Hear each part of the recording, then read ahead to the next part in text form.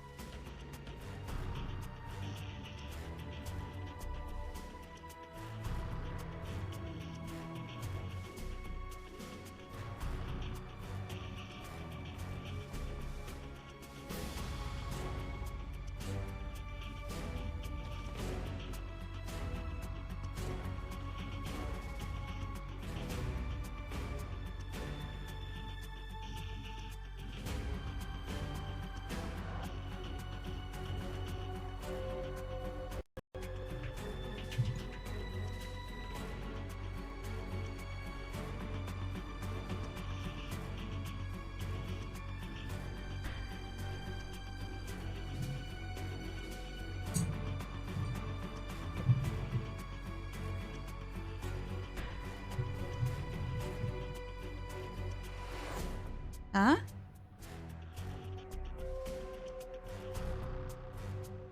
Hold on. Hold on. Let's see, let me see, let me see, let me.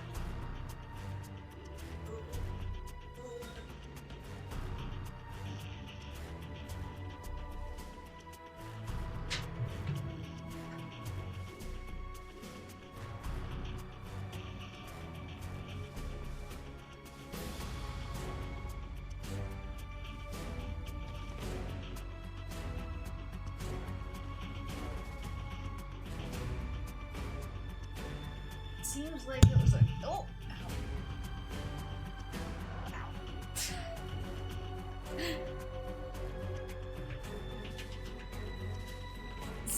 It seems like it was a cable thing?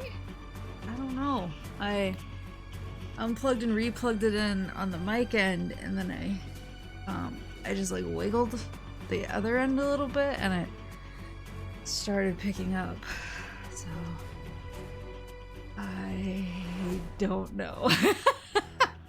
I thought it might be because I have the new capture card plugged in, but I had that plugged in yesterday too, so that shouldn't affect anything. The guy from Marvel? Wait, which guy from Marvel? Cable? Weird. Yeah, I don't know. I guess I'll check it after. What I was saying was with the sound alert, I was rambling about how I wish it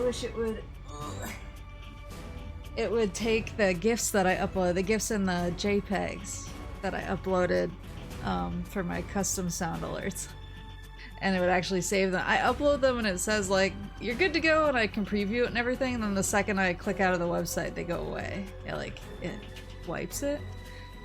And so I haven't been able to use the custom stuff for that one. For the Paul Bufano one, I used the insane image. I used the insane image that Horace edited together that one time, where it's like, I know if nobody got me, Sparkster Gaming got me, can I get a Bufano?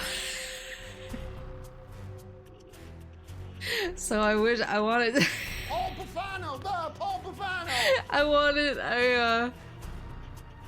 want to use that image for that sound alert. But yeah, the freaking website isn't working, so we'll figure it out, I guess.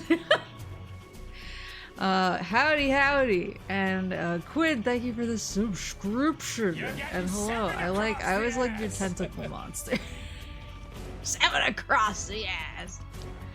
So I did play a little bit more after last time. What did I do? I played a lot of the extra ops, and I recruited quite a bit. So I got a bunch more like A and B R&D guys. So I got up to R&D 65. I saw 58, 57, 68 for intel. And I unlocked a bunch of weapons because I found a bunch of design specs. So I'm slowly working on those now. I was saying in the Discord, do I have an outer ops going right now? I probably do. Oh, I don't. Oh, probably because I was having some of them rest. Because they got beat up in the last outer op. Cronus, thank you for the subscription. Maybe you are ready for the custom AI weapons. So I was talking about this in the Discord, but I feel like people keep saying, every time I'm like, oh, what do you guys think Metal Gear Solid HD Volume 2 is gonna be? And everyone keeps saying, oh, we think it's gonna be Peace Walker, and what are the other ones people say? It's like Peace Walker 4, and I forget the third one people always say. But every time people say Peace Walker, I'm immediately like, yeah, I really hope it is Peace Walker. Maybe Ghost Babel. Oh, that would be so nice so that I could stop asking people about it. Or Portable Ops.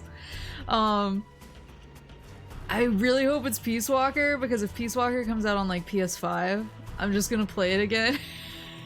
And I'm gonna grind everything again, and I'm gonna play with randos online like all the time.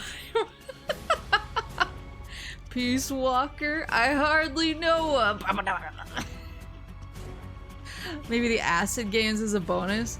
I actually wound up buying both Acid games. I found both of them at local retro stores. So I started playing the first one, and I was really enjoying it. It's very different, but I was really enjoying it. So I'm kind of like, oh, should I like try to figure out a way to stream that? But I really want Peace Walker HD so I can do it all over again. Ghost Babel would be really nice because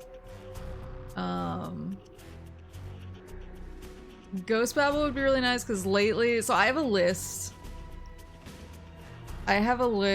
of like my holy grails. Every time I go to the retro store, I do like 2 sweeps at every retro store that I go to. Where I do my first sweep for the games I'm currently hunting to try and find them, and then I do a second sweep for, okay, anything look interesting right now? And so lately Ghost Babel has been on my first priorities list. My first priorities list right now is like Atelier Iris 3. Because I finally got 1 and 2, and so I've been hunting 3. I don't have to hunt Atelier Annie anymore, so that's really exciting. I got Eternal Darkness. I've still been looking for Art and Alico 1 and 2. I found 2 the other day, but I was like, I'm not gonna buy 2 without 1. And I know I probably should have just bought it and then looked for 1. But like, I actually want to play the games, so Manacamia 1 and 2 I'm always looking for. I feel like most of the list is Gust games. But now I've been looking for Ghost Babel. I've been looking for WarioWare Twisted for a while. I always look for that. And I've started looking for Lifeline. And there's something else I've been looking for. And I've been looking for Pac-Man World 2 or the combo pack on GameCube. I found Pac-Man World 3 on GameCube at a local store. It was the one that I stopped in at, that had the 32X. The other day they had Pac-Man World 3 on the GameCube, and I was like, oh, I'm not educated enough to know whether I should get this. So I held off. But yeah, every time I look in the game, I look in the Game Boy section, I look in their portable section, and then I'm like, hello sir or madam, do you have a ghost babble for me? Can I have a single ghost babble? And the last guy at the last store that I checked actually laughed at me.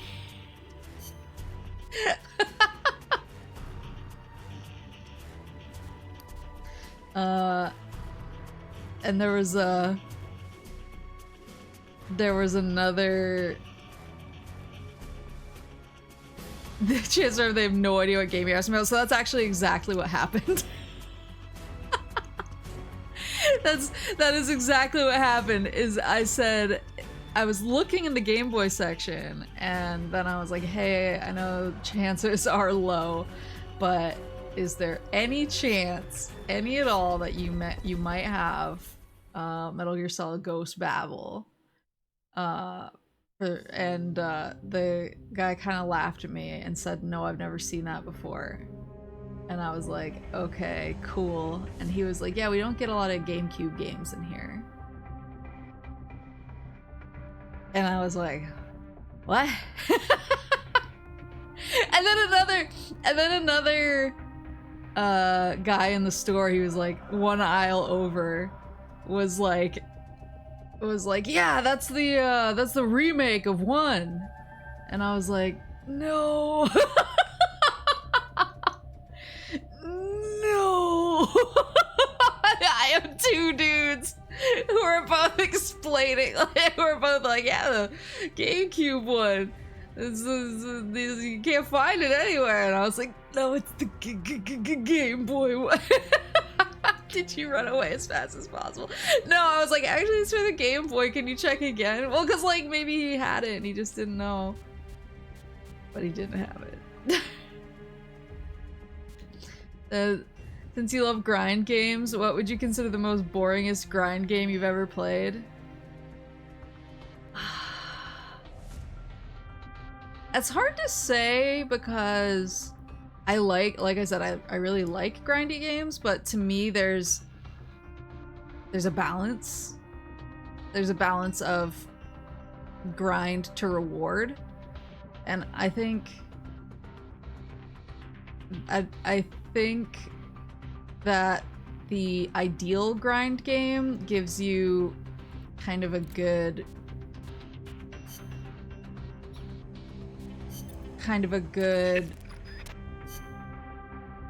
sorry, I'm just getting the tapes up. There we go. I think the best kind of grind game is the one that gives you rewards often enough to give you like the dopamine hit for the grinding that you're doing. So for me, like the constant cycle of grind and reward is kind of where the real juice is. And so for me, when grind games start to get boring is when they hit a point where they hit a point where the rewards are like they take too much for too little reward. And I think so far for me, Peace Walker's been a really good balance where I always feel every time I grind, I feel like I come out of it stronger and I come out of it with stuff. And so I'm like, yeah, that's the business. That was one thing that got me really hooked on Tales of games like years ago, and why I would platinum all of them, because they were really grindy, but they always felt like as soon as the grind was done, I was like, yeah, like that was a good payoff for the grind that I did. There was one game in the series that I don't know why they decided we're gonna basically do the exact same trophy list as it was Exiliia 2. So Exiliia 1 had a good balance of grindiness to good payoff. Exiliia 2, they basically said we're going to take the exact same trophy list from Exiliia 1 and like add a 0 at the end of all of the requirements. And I was like, why would you do that? Like, it was perfectly balanced before. Adding a 0 doesn't add anything to the experience except making it worse. So that was, I think that was one where I just like fell off of it and I didn't even attempt to, I got a bunch of the trophies, but I didn't attempt to platinum it because I was like that's a ridiculous move. Like Gears of War kind of, yeah. I mean, Gears has Seriously 1.0, Seriously 2.0, and Seriously 3.0, where they just add a 0 to the amount of locusts you have to kill for each one, and 3.0 is ridiculous. I would say, that's one I didn't even attempt to grind out because I was like, there's no way. But it's hard to think of grind games that I think are boring, because if I think they're boring, I tend to stop playing them pretty fast. Whereas if I like them, I just go all in. I will say I play a lot of Vampire Survivors likes, and those can get kind of boring. The grind in those can get kind of boring because I really like them, but eventually you know that every run is going to be mostly the same thing. You kind of know you've optimized your build and you're like, I want these items, I want these skills, and I'm just doing this. I'm just doing this to get more coins so that I can buy more things from the shop. And it doesn't, like, the runs don't change, and for a lot of them, I feel like you hit that point of diminishing returns kind of fast. Which is why that's why I like that Wedding Witch is so short, relatively, because you never really hit that point of diminishing returns. Like, you get in and you get out, and it was great. I'm obviously, like, a huge HoloCure stan, and I, like, have unlocked, like, everything in it. But it definitely has that diminishing returns point where I'm like, is it worth it to get the Kamiyoshi stamp on everyone? Like, you know. Yeah. I think it's all about balance. It's all about, like, what the game gives you back for the grind. Final Fantasy XI isn't something I play for the grind, but it does give a lovely variety of permanent benefits you can work toward for ages. That's another thing I like. I like permanent benefits for putting a lot of time in. And yeah, 11 does a really good job of that, where I feel very strong because of all of the things that I've done. I feel like the game has adequately respected my time. And even when it doesn't respect my time, I'm like, that's part of this is part of the experience that I like, because the world is alive. So that's a good one. I don't know if I would have, if it was still the same game as it was in like 2008 today, I don't know if I would say that same thing, but I think that they've kind of kept up with quality of life updates to keep people who are engaged.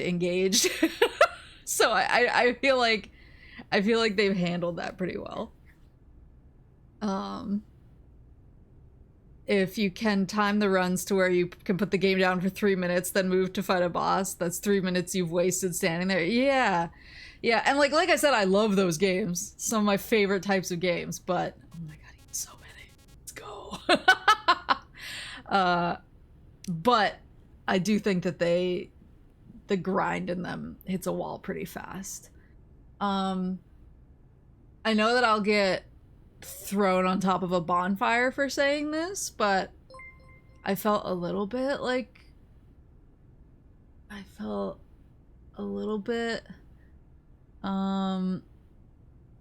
Monhun can hit that sometimes, cause like I played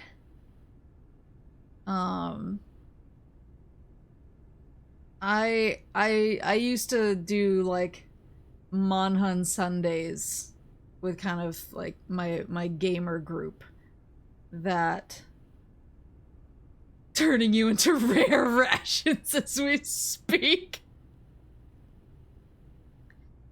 Yeah. It's not until really late game. That's kind of what's nice about it, is like I really like, so like I said, like I played Rise with a group of my gamer group basically, and there was a period of time, and it lasted for a long time. It wasn't fast. There was a period of time where we were playing like every single Sunday. We would play for hours every Sunday.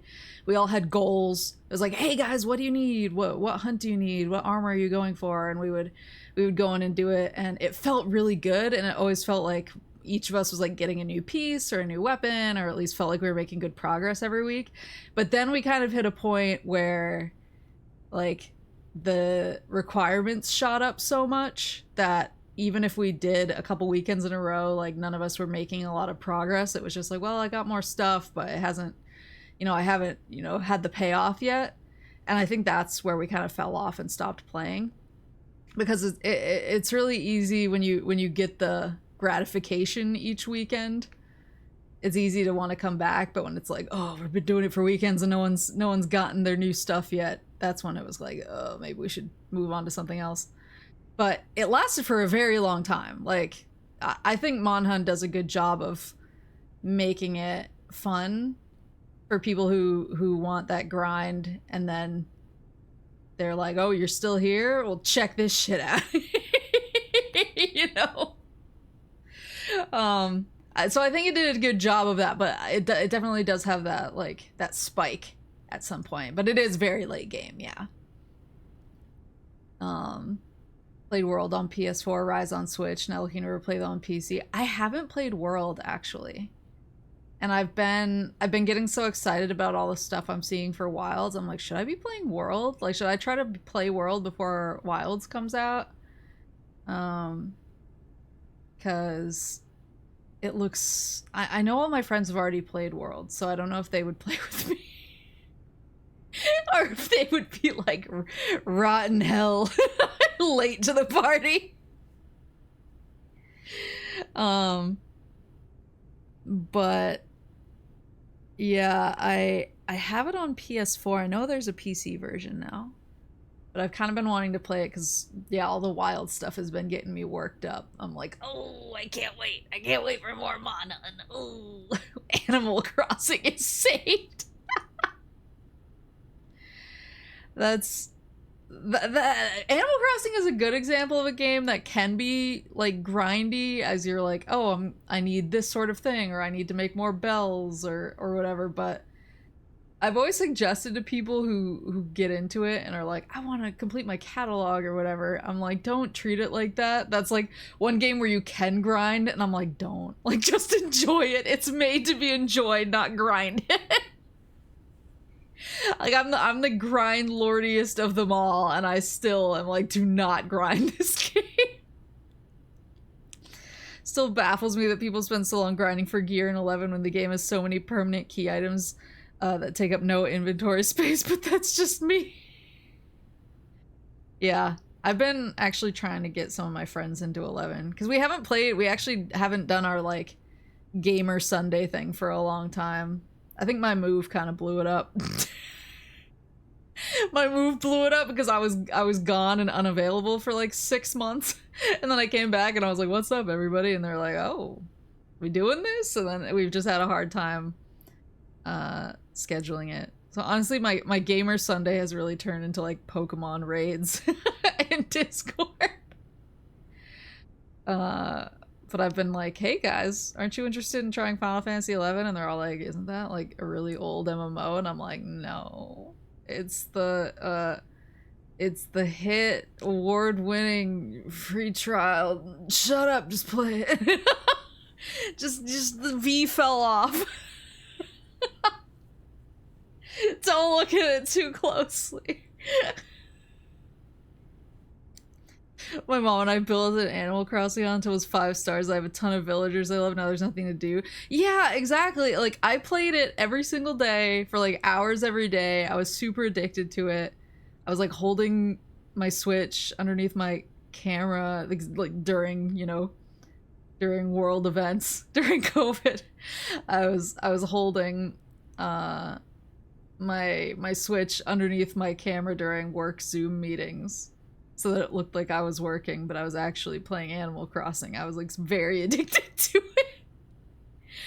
And then I got my island to 5 stars, and I got all the furniture I super cared about. I got all the crafts I super cared about. I like have a beautiful orchard. I totally rearranged my island, so I have like the neighborhood and the camping ground and like all this. It was like basically perfect. But then I was like, what am I like? I pretty much just want to log in to talk to my boys, and then I don't have too much else to do because I've done it all. I've achieved it all. So I'm like, oh, maybe I should have like spaced it out better instead of being so hardcore about it. It's literally on sale in a bundle on Fanatical. What's Fanatical? You can get the full world and Iceborne for $12 or Rise and World for $20. Oh. Let us know when you want barbecue assist. BBQ assist. I keep calling it barbecue. BBQ assist. Yeah, sure, probably this weekend. I've specifically tried to keep my weekend like planned free because I'm still pretty sick, and I was like, I should probably rest. My PS2 doesn't have a hard drive disk. I still hear people having PTSD talking about how addicted they were playing Final Fantasy XI back in the day. Yeah, that's me. That's me. That's me talking. That's me yelling.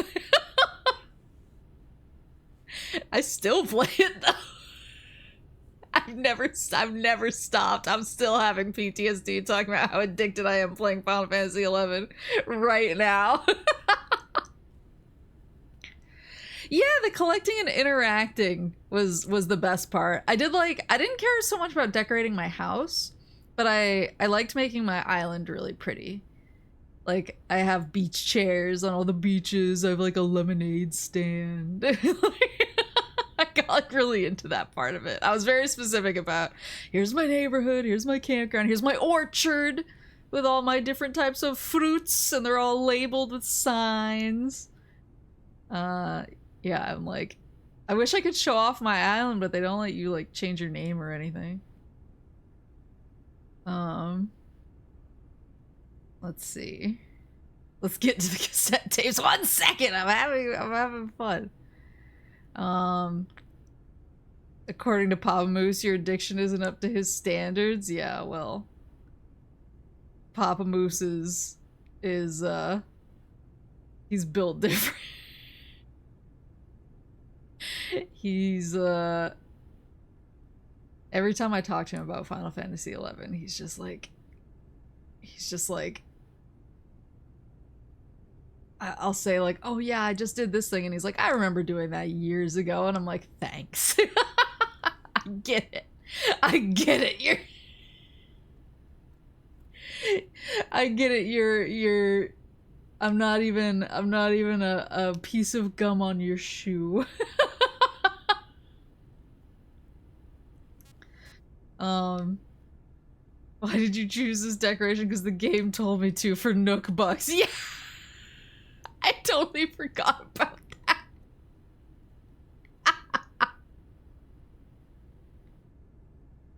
Pamus is the second coming of Odin. I think I told you guys about how this was like before, so this was before COVID. Well, it was like at the very beginning. Because the Final Fantasy XI dev team was supposed to come to PAX East, but then they got canceled. They couldn't come because COVID was kicking off, and that was kind of the year where PAX East was happening, but everyone was kind of like, wash your hands, you know. And so I had tickets to PAX East, and I actually got tickets to the special. I think it was offsite. It was like a restaurant down the street with the Final Fantasy 11 like dev crew, is they were gonna be giving a little like presentation and talk, and you could do Q&A, and I was really excited, and I got tickets for me. Papa Moose didn't have PAX tickets, but you didn't need PAX tickets to attend, so I got him a ticket to it, and I did it as a surprise because I knew he'd be excited, and I was like, hey Papa Moose, I got us tickets to see the Final Fantasy 11 dev team and ask them questions, and he was like, I'm gonna bring Rotten Tomatoes and let them know what I think about the Beastmaster changes. And I was like, should I be trying to give his ticket away? Like, have I done something dangerous? Have I put these men in danger by bringing Papa Moose in front of them? He was like, I have thoughts. And I was like, maybe you keep your thoughts to yourself and ask them some nice questions for this nice Q&A that they're doing for us. Because you're a crazy person. If you want to do the extra Op 119 for the bandana, we need to fight the rest of the AI weapons to unlock it. Oh, okay, wait, yeah, let me look at the... I meant to actually do that. So, yeah, 119 is the one that so I need to do these bunch. Do I need to fight the customs? Or all the AI weapons? And then the other one that I wanted to do was... I think 97, because I think that unlocks 98, which I think is the one I need. I can't remember. We'll figure it out. we'll find out. Zadornov! The custom AI weapon specifically? Okay, got it. COVID saved Matsui for Papa Moose, yes. Yes. Can you imagine an old white dude yelling at the circa 2020 Final Fantasy 11 dev team? Though I'd pay to see that. Yeah, I can imagine it because I've seen him do it. I've seen him do it in his living room. Kaz, what kind of shape is that plant the professor gave us in? First time I laid eyes on it, I thought it was some kind of joke. It was a giant birdhouse, seagulls everywhere. We eventually scraped off most of the rust and bird crap. The underlying structure's intact. Little elbow grease, and we should be in business. Who used to own it anyway? Whatever shape it's in now, somebody sank some serious money into building it. From what I can tell, an American university built it as a research platform for ocean thermal energy conversion. The name's still on some of the rusty old power turbines. I'm guessing they must have had government and corporate assistance to build it too. But they couldn't solve the thermal efficiency problem, and the project was canceled. Then after the university abandoned it, a KGB front company scooped it up for next to nothing. At least that's my theory. How'd the KGB manage to buy a plant built with American capital, front company or not? Yeah, that professor is quite the operator. One other thing. The plant's set up so that it can join up with other plants of the same standard. So, they were originally planning on expanding the place, is that why I can build Hey, let's new give it a plants? shot. We can get some more people together and build this place up into a proper home for MSF. You're with me on this, right, boss? Always, Chief. Trust me, I've built it up. The new plant is a hex type. That gives it more surface area than previous types, and also makes it easier to plan expansions.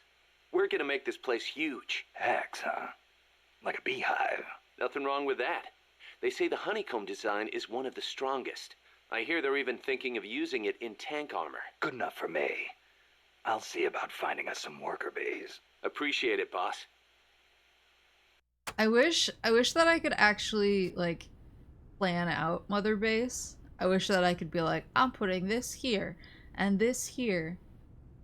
Does that make sense? Like, I wish that I could, like, min-max the structure. By the way, Kaz, who do you think's our queen bee? Good question. I was thinking maybe Poss. I was thinking Strangelove. Well, I can see that. Or maybe Cecile. On second thought, I might go with Amanda. How about this, Snake? We'll have an army of queen bees. Sure. You'd like that, wouldn't Why you? not? Expect Pamoose to be more upset at Yoshi P for not giving 11 more of a dev budget. I mean, I'm sure he has a list. I'm sure he has a list of grievances. that he would like to express. All the plants look the same, so there isn't really a point of it. Yeah, but what if I just want to have... what if I want to feel the exhilaration of building something with my own hands? Snake, you can use the Fulton surface-to-air recovery system to send prisoners and unconscious mercenaries you encounter back to Mother Base. I know you've used the Fulton before, but just to make sure I'm not missing anything, let's review the steps. Okay. First, attach a balloon to the unconscious enemy or captured prisoner. Right. I hook a wire to their waist, and on the other end of the wire, there's a helium balloon. Right. Then we'll send over a chopper to catch the floating balloon with its recovery hook and reel it up into its cargo hold. And that's it? And that's it. We finished installing the recovery hook on the Huey. Wait, Kaz. Something doesn't make sense about this whole process. This again. Well, normally, Fulton recovery is for when you're using fixed-wing aircraft. With a helicopter, isn't it simpler to land and pick up directly? Listen, Snake. You're going to be calling for recoveries repeatedly throughout your mission. We want to keep the risk of taking enemy fire to a minimum. The best way to get that done is to do the recovery in a high-speed flyby. That's what the Fulton surface-to-air recovery system is for. Uh-huh. What's the real reason? Helicopters are cheaper, and the repair bills will start adding up once the bullets start flying. I thought so. Kaz, I know we need to keep costs down, but... Boss, you really need to get rid of this whole army mentality. We're not the Pentagon. We don't have billions of taxpayer dollars to play with. And besides... Fine. Just pick a reason that makes sense. Helicopters have quicker response time. Sounds strange, yeah, but it works great. I promise. You'll get used to it before long. Yeah, I hope so. Q&A begins and Pop Moose brings out a scroll around 70 feet long about everything wrong. Yeah, he like unfurls it, hits the floor, keeps rolling, goes out the door. He would though. Remember why we created MSF Snake. To provide military force to whoever needs it, wherever they are, regardless of nation or ideology. Our beliefs aren't all that lofty. We just won't be the tools of any one country. Exactly. We know only how to fight. But we refuse to live our lives at the whim of the state. The MSF seal is patterned after Pangea, the supercontinent from 250 million years ago. Back then, the whole world was one landmass, one world. No gaps, no rifts. Our strength will take us back there. Oh, I didn't pick that up about the Pangea thing. Pop Moose invades FanFest. This was a Final Fantasy XI event. Yoshida, you usurper. He's right, though. During your benevolent handing over of power, did you make any headway into Dawn Trail? No, I've been so bad about Dawn Trail. I want to play it so bad, but it's just like the last few weeks have been so crazy. I was actually like just talking to Moose parents about this because they were like, yeah, you haven't really had like a day where you haven't had to handle like a bunch of house stuff or run out and do. They're like, how are you doing? They're like, that's not your normal way of living. And I was like, I'm a little tired. And they were like, oh, maybe you should rest this weekend. Like, don't worry about us or anything. I was like, okay. So maybe I can finally get around to it this weekend, because yeah, it's just been so crazy. I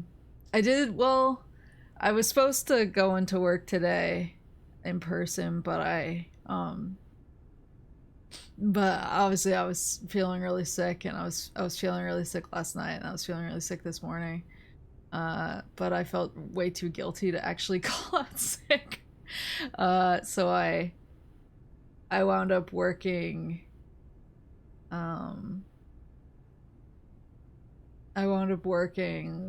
a half day from home, and then my boss was like, yeah, he was like, you have a look in your eyes like you're about to like give in to the abyss. He was like, have I about you take the rest of the day off and sleep? And I was like, okay, thanks. and I wrapped up, and then I found Syrup. She was on my bed, and I was like, oh, Syrup. And I crawled into bed, and I stuck my face into her fluff, and I immediately passed out. And I woke up like 3 hours later, and I was like, ah, I see. What about you, Kaz? Any interest in expanding MSF? You'd better believe it. I want to make us into an organization that doesn't take orders from any country. Just like you were saying, we have to be strong. Strong enough to defend ourselves. We need money, too. Money to train soldiers to fight. The way I see it, we make MSF into something along the lines of a new kind of business. A contractor providing the full range of military services. Not just combat, but logistics, training, weapons, outfitting, and R&D. Combining the small footprint and exceptional performance of special forces with the raw military might of a full regular army. Only with that kind of power can we break free of nation states.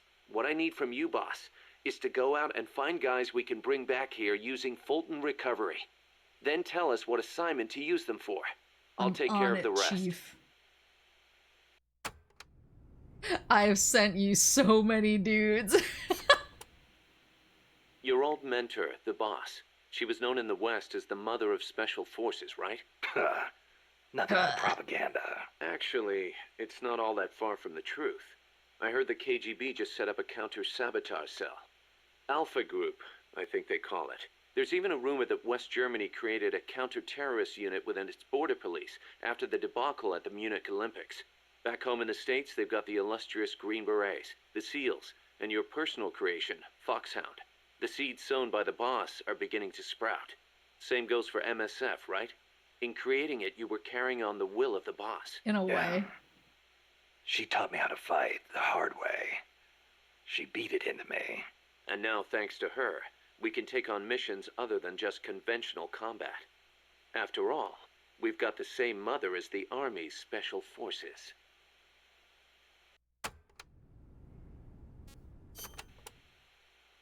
You know, Snake, you're right.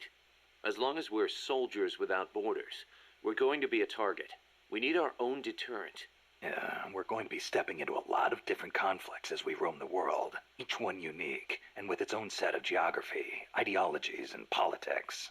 If we're going to intervene in those kinds of situations, we need the threat of a Metal Gear. Oh boy. Unless we want to end up like Che Guevara did in Bolivia. Well said. Our army without borders doesn't have a land to call home. We're nomads, wanderers.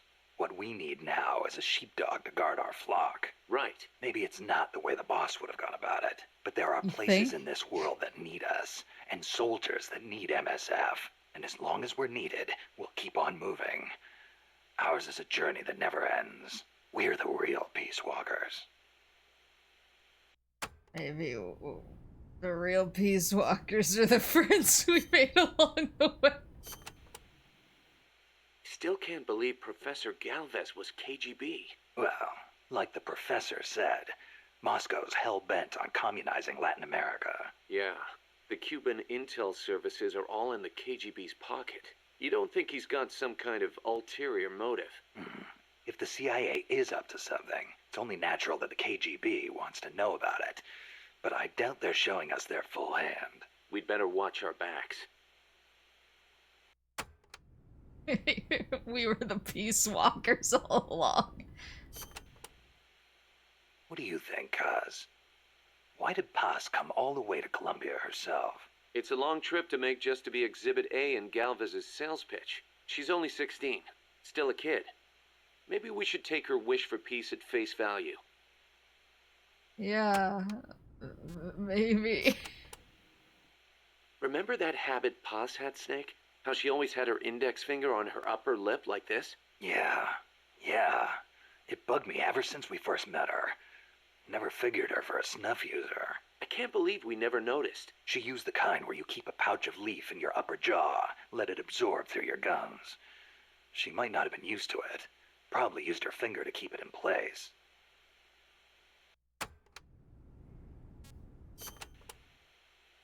How could Paz... We were gonna start a band together. She was posing as a KGB agent, too.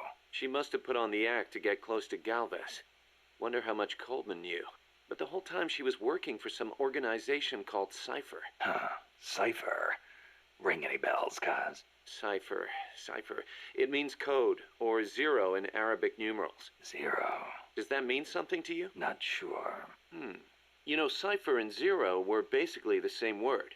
It's a linguistic redundancy. The word stems from the Sanskrit shunya. It corresponds to the Buddhist concept of emptiness. In Buddhism, shunya means hollow. It supposedly refers to something that's swollen and empty on the inside. A big swollen emptiness. Just like outer space. That man is not Solid Snake. This 16-year-old kid definitely isn't a grown-ass woman by the name Pacifica Ocean. Costa Rica isn't alone. All of Latin America is getting swept up in the superpowers' Cold War. The whole ideological split between East and West. In the end, it's just a greedy scramble for wealth by the ruling classes. The Western bourgeois stand to lose everything if their countries go communist.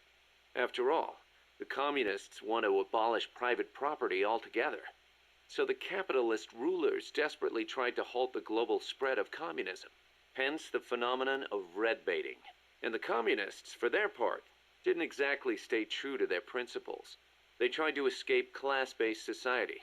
But between Stalin's autocracy and the rise of the nomenklatura, they ended up creating one anyway. Once people have power, they stop caring about equality. That's where communism, where society in general reaches its limits. The rulers only care about their own gain.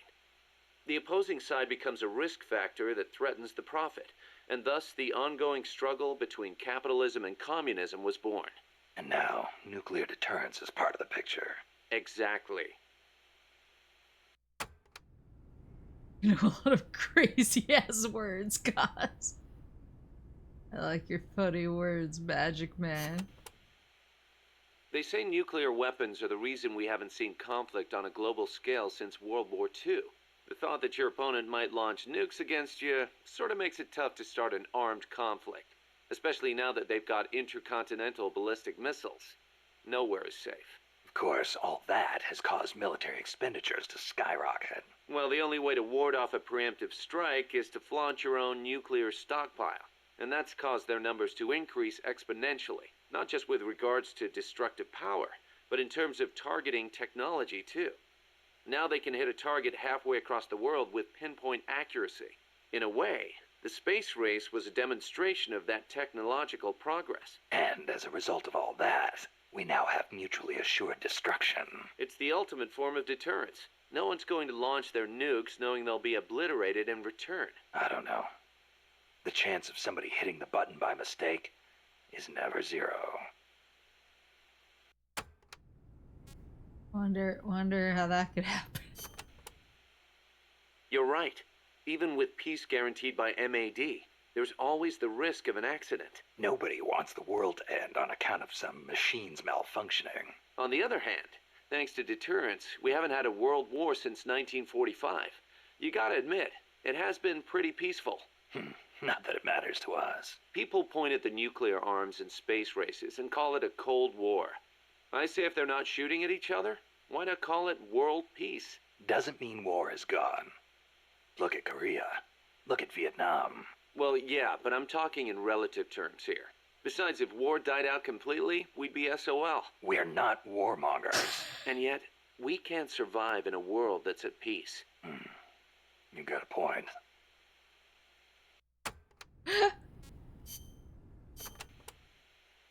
So it's been more than 10 years since the Cuban Missile Crisis, huh? I don't think we'll ever forget it. No kidding. Those 13 days starting October 15th, 1962, were probably the closest we ever came to all-out nuclear war. The Russians deployed nuclear missiles to Cuba. America responded with a naval blockade. Then Russia shot down an American spy plane. I was still a teenager back then, but I remember what it felt like to be one step away from nuclear war. The adults were freaking out. If it wasn't for the Cuban Missile Crisis, there might never have been an Operation Snake Eater. And What's the matter, Snake? It's not like you to get all hypothetical. I guess not. It was the reassessment after the missile crisis that paved the way for the hotline between Moscow and Washington, and also for détente. That's irony for you. Yeah, Mama Moose still, like, very clearly remembers the Cuban Missile Crisis. And I feel like maybe that is part of why she has such terrible general anxiety. The Treaty of Tlatelolco was enacted to make Latin America into a nuclear-free zone. It bans the testing, use, manufacture, production, acquisition, storage, and deployment of nuclear weapons. The impetus was pretty obvious. The series of crises triggered by the deployment of nukes in Cuba. Not hard to imagine. Those 13 days had the whole world frozen in fear. Of course, the country that started it all, Cuba, hasn't actually ratified it yet. Still, the treaty's backed by over 20 countries. Anyone flouting it risks becoming an international pariah. True. Opinol would investigate, no doubt. I heard they used Japan's 3 non-nuclear principles as their model when they drew up the treaty. I think the Treaty of Tlatelolco might have been their way of asking nuclear powers not to use nukes against them. That's the biggest difference between the treaty and the 3 principles. I guess you could call it a 4th principle. Really, she does? Yeah, Mama Moose came from, like, a very, very, very religious family, and, so when the Cuban Missile Crisis happened, she wasn't, like, super young. She was at least, like, a preteen, and, her mom basically had her, like, on the floor of their living room, like, doing Hail Marys, like, hours every day. So she remembers it pretty well. So Costa Rica abolished its army back in, what, 1949? Pretty gutsy move for a Central American nation at the time. Yeah, well, they'd just come out of a civil war. I'm sure they were driven by a desire to avoid another tragedy like Pa said. But I think they had a more compelling reason. Army coup d'etat are a way of life in so many Latin American countries. Imagine seeing that up close. No army, no coup. Makes sense. Plus, their economy was in ruins, so they honestly didn't have any money to spend on an army anyway. Yeah, but weren't they on less than friendly terms with Nicaragua? Yeah, and in fact, Nicaragua did end up invading. But the Civil Guard fought back and the OAS brokered a ceasefire. The US and the rest of the OAS had their back, and they used it to full advantage. For a quarter century, they survived in the powder keg of Central America. That must have taken some serious diplomacy, even if the Civil Guard is pretty decked out for a police force.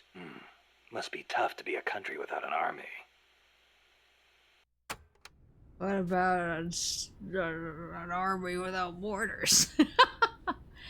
Yeah, well, yeah, so Mama Moose came from, like, a very, very, very religious family, and so there was that, and I feel like any time where her mom got, like, extremely, like, stressed out and afraid of something and had the whole family, like, on the floor doing Hail Marys turned into, like, kind of like a trauma, I guess, for her. So when I was younger, she talked about the Cuban Missile Crisis a lot, because I think that was one of those situations.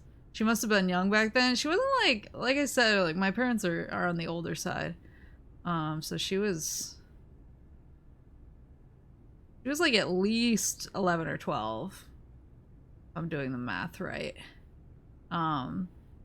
But the other thing is that Mama Moose's mom was super afraid of like thunder and lightning, and so anytime there was a thunder and lightning storm, she would, like, gather the kids and have them all, like, in the middle of the room with rosary beads, like, saying prayers for protection. And that made Mama Moose kind of, like, again, like it has a weird trauma associated with thunder and lightning storms. So I grew up with Mama Moose every time every time there would be a thunder and lightning storm, Mama Moose would like pull me away from the windows. Like shut off any electronics she thought like lightning could jump through. So like I wasn't allowed to play video games, like mostly games that the controller was plugged into the console, so like N64 or PS2 or anything. She was like, no, you can't use that because the lightning will come through the controller and kill you. And so I couldn't like use a laptop either because she thought the lightning would come through the laptop and kill me. And so I've gotten a little bit better about it, but I am very afraid of thunder and lightning as a result, just because every single time there was a storm like that, Mama Moose went into like a full-blown panic and like shut everything down and tried to get me away from everything. And so I kind of have a reaction when I see lightning that's like, oh, but I'm not quite as hardcore. I'll still watch TV, use a laptop, that sort of stuff, but I definitely don't like being outside in it at all. I even if I'm in like a store and it starts thundering and lightning while I'm in the store and then I have to get to my car, I'm really afraid getting from the store to my car. But I have gotten a little bit interesting proof of generational trauma. Yeah. Guess Mama Moose didn't end up being too religious. She's pretty religious. I mean, I've talked about it before, but like I come from, I mean, I'm like a white moose living in New England, so I'm obviously from an Irish Catholic family. and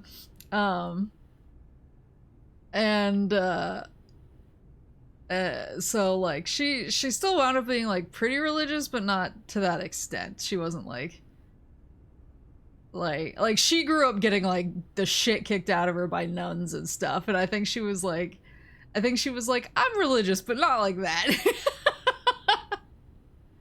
My mom did something similar. She would herd us kids into the living room away from the windows with my siblings, turn off everything. Meanwhile, my dad would be in his room watching TV like nothing was happening. Actually made me not worry either. See, that was the thing, is Pop Moose was the same way, except what he would do is he would go stand outside. We had like a little porch area, and he would go stand outside in the porch, but he would set up like grounding stuff. Like he would set up basically lightning rods near him, and he was like, look, I'm safe. And I was like, this is terrifying and I don't want to witness this. And Mama Moose would be like turning inside out. I think he just did it to make her crazy. That is very fair. Yeah. Lightning is just free fireworks. Some people, yeah, that's what he's like.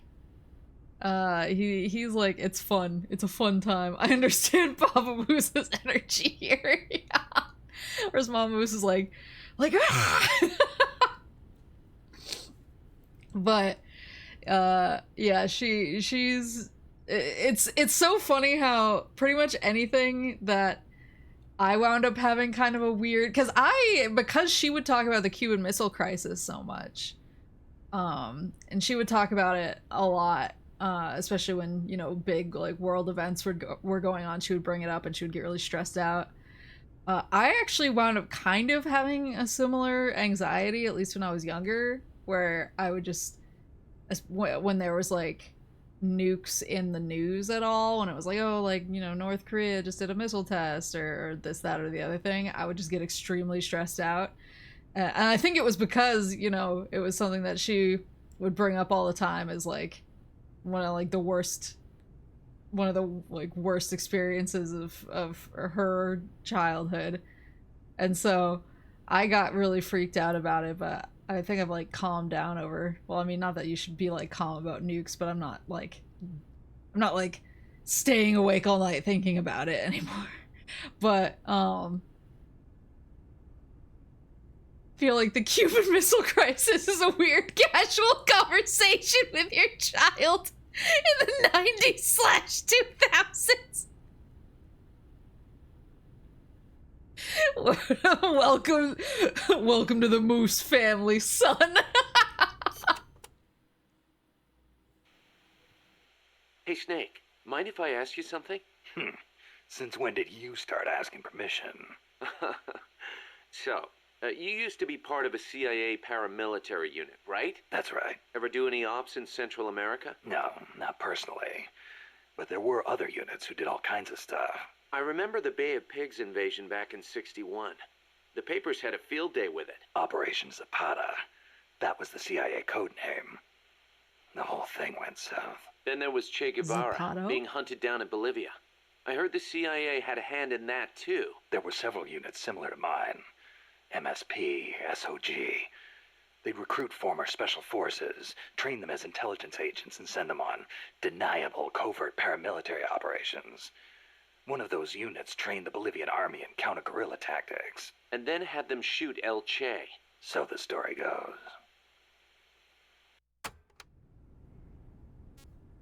How to pronounce CIA?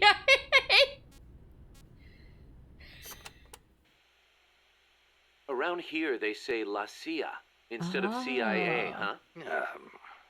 Nothing strange about it. That's how it's pronounced when you read it in Spanish. It has the feminine noun ending a, so they use the article la. Apparently some people have taken to using the term UCLA. That's a new one to me. What's it mean? University of California, Los It stands for unilaterally Angeles. controlled Latino assets. Meaning they're local agents? Yeah, that's the idea. Washington uses them like pawns. Nobody knows who they really are or what they're doing. Lucia Loca.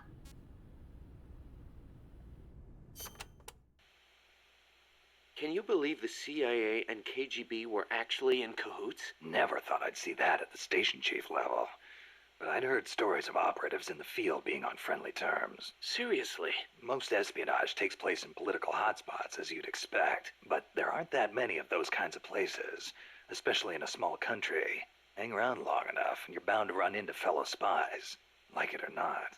You start saying hello, and soon enough you're eating dinner together. Strange bedfellows, huh? Well, I don't know about that. At any rate, this kind of fiasco is what happens when spies get too familiar. Hard to believe, but some people will betray anyone and anything if it suits their interests. The strength of human is in its appeal to human emotions, but its weakness is in its susceptibility to those same emotions. That's why the tide in the intelligence world is shifting towards SIGINT, a network of cold digital data where feelings are irrelevant. Wait.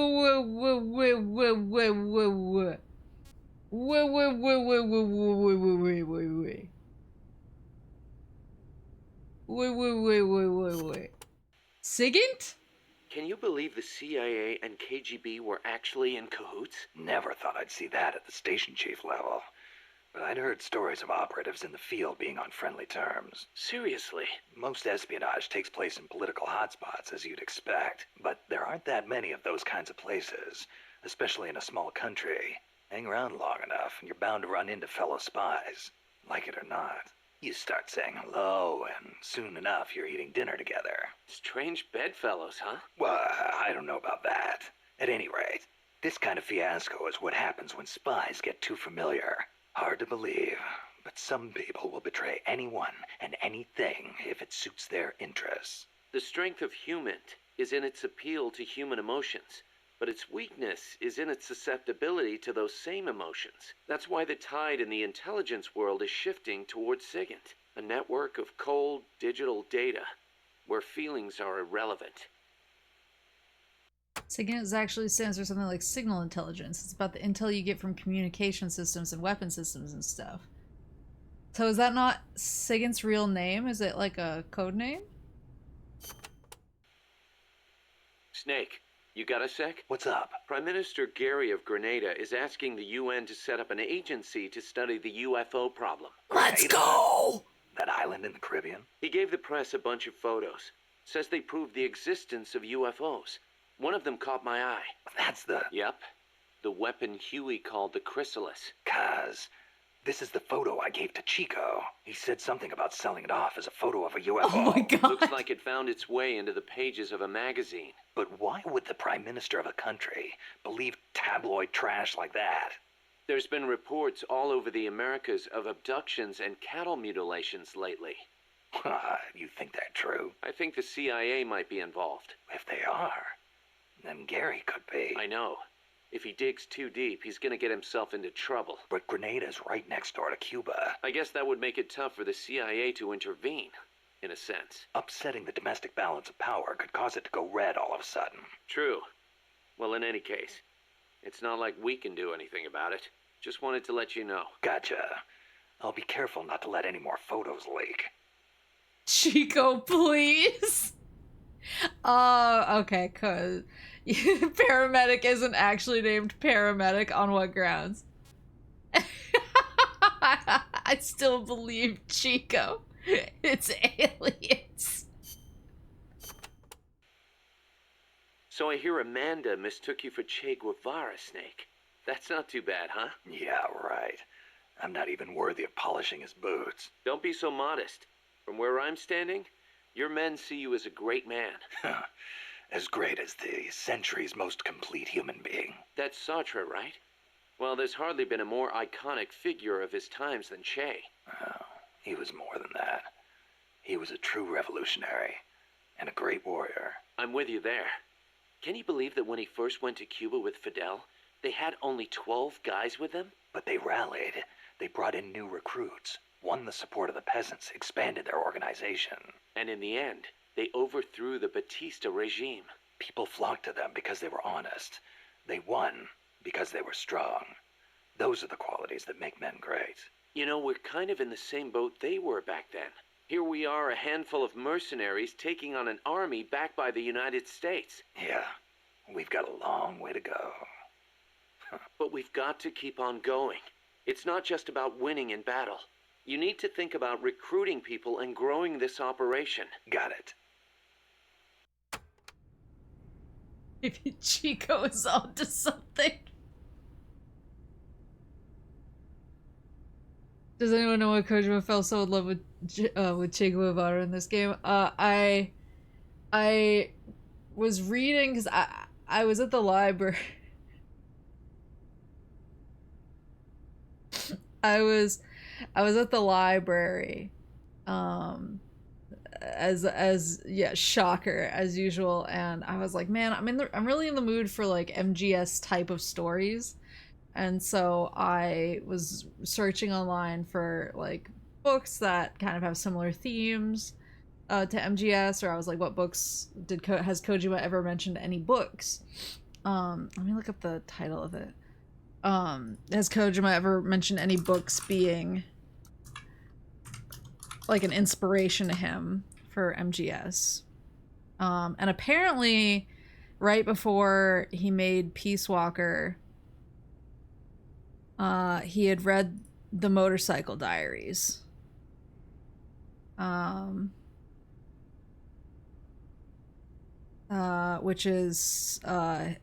Which is Che Guevara's memoirs.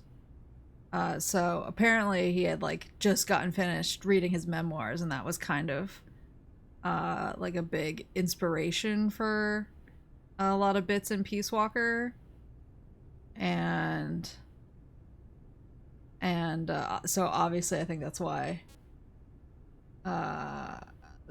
he comes up in the game so much, because it sounds very Kojima-like. Yeah, I saw it on Liv's like, oh yeah, Kojima's talked about how he read the Motorcycle Diaries, and I was like, oh, interesting. Hey, Snake, I've been thinking.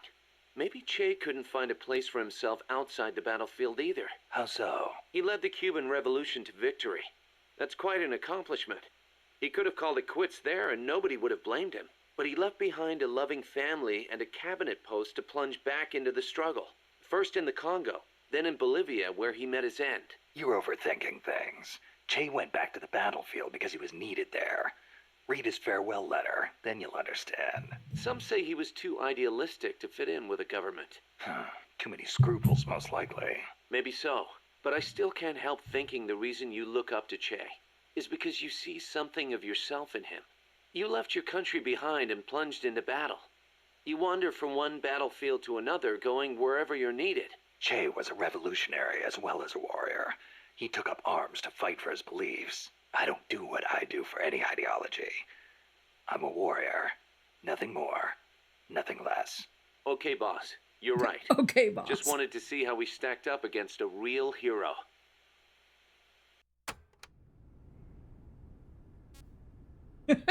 Okay, boss. Yeah, it was interesting though, because I need to look up the list again, but somebody had been mentioning a book that's actually really similar to MGS2's storyline. And it was kind of an older book, but a lot of the same like themes and stuff were in it, and I think Kojima had brought that book up one time, so they were like, I'm pretty sure he's read that book, and that helped inspire MGS2. But I know the book. Okay. Yeah, I was on the hunt, but and my library had some of the books, but I think one of them was taken out at the time, and then one of them they would have had to request from like a bigger library, and I was like, it's okay. I was like, I have enough books I'm in the middle of right now. I'll read them later. It's called MGS1 because the Patriots remade it into. Sorry for debating. Boss, did you ever read Che Guevara's book, Guerrilla Warfare? I can't remember if I got Kojima read more than one book. You should have. That's why I lent it to you. Wow! A lot of the guerrilla tactics it covers apply to sneaking missions, too. Che was one of the first people to articulate the theory of guerrilla warfare. T.E. Lawrence of Arabia, was another one. And Mao Zedong and his On Protracted War. Theory aside, Nicaragua's General Sandino was one of the first to put guerrilla tactics into practice, which explains why the Sandinistas named themselves after him. If you think about it, guerrilla warfare itself has been around since ancient times. There's only so many ways a small group can upset a large army. There was a samurai in Japan who excelled in guerrilla warfare. No kidding. Tsunoki Masashige. He was a warrior who lived in the medieval era. He used unconventional tactics to help overthrow the Kamakura shogunate. Like what? Trojan horse-style maneuvers and decoys to confuse the enemy. The best one was when the enemy was climbing the castle walls. He dumped boiling water and human excrement on them. Whoa! Sounds great. Let's put it in the MSF playbook. You're not serious, are you, boss? Why not? We've got plenty of crap to unload. Yeah. I'll think about it. I'll think about it. The shucking. Cause you know I can't read. I do. It is always rough. It is always rough when someone's like, have you read that book? And you're like, not yet. And they're like, you should read it. That's why I lent it to you. What's wrong, Kaz? You sound beat. Yeah, the problems never seem to end around here. You should take a break. Share a cup of mate with the other guys. It'll give you a chance to connect with them. I wonder if Che and his men ever sat around and drank mate. I bet they did. Che was famous for his love of the stuff. Oh, man, whoever thought of this was a genius. You can put it in a gourd and carry it around, and there's a special straw with a filter attached so you can drink it any time. That's not all. It's full of essential vitamins and minerals, too. Nice to have in a guerrilla war when food is short. Yeah. Wish I had a chance to share some with the blonde Parisienne when I was out hiking. Well, how do you know about that? It takes a thief. Or should I say it takes a snake to know one. Snake.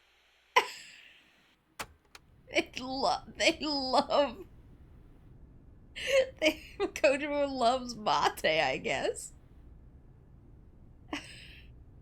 There are 3 novelizations of MGS1 In the Darkness of Shadow Moses, Raymond Benson's book, Hitori Nojima's book, and the comic. Oh, there's a comic? Wasn't the comic included in the HD collection? It was like in the extras or something, maybe? The year the Cuban Revolution was won, Che visited Japan as a member of an economic delegation. While he was there, he visited Hiroshima. Hiroshima. Since he was there to discuss economic issues, Hiroshima wasn't part of the original itinerary. Some said the Ministry of Foreign Affairs didn't want to let him go, but he went anyway. He snuck out of his hotel and took an overnight train. Huh. Traveling guerrilla style. Sounds like Che, all right. He visited the Peace Memorial Museum and the Atomic Bomb Survivors Hospital. Apparently it gave him quite a shock. As a doctor, it must have been painful for him to see how the victims suffered. Nukes destroy everything. He was quoted as saying, "They put you through this, and still you do whatever America says." Those words really hit me hard, especially when I think of my mom. He said something else, too. Let us all love Hiroshima and its people. I can believe it. Che never managed to numb himself to other people's pain. That's why people loved him. And why he died. The digital graphic novels of both MGS1 and 2 were included. Oh, okay. Got it. That bandana you're always wearing, that thing's a real antique.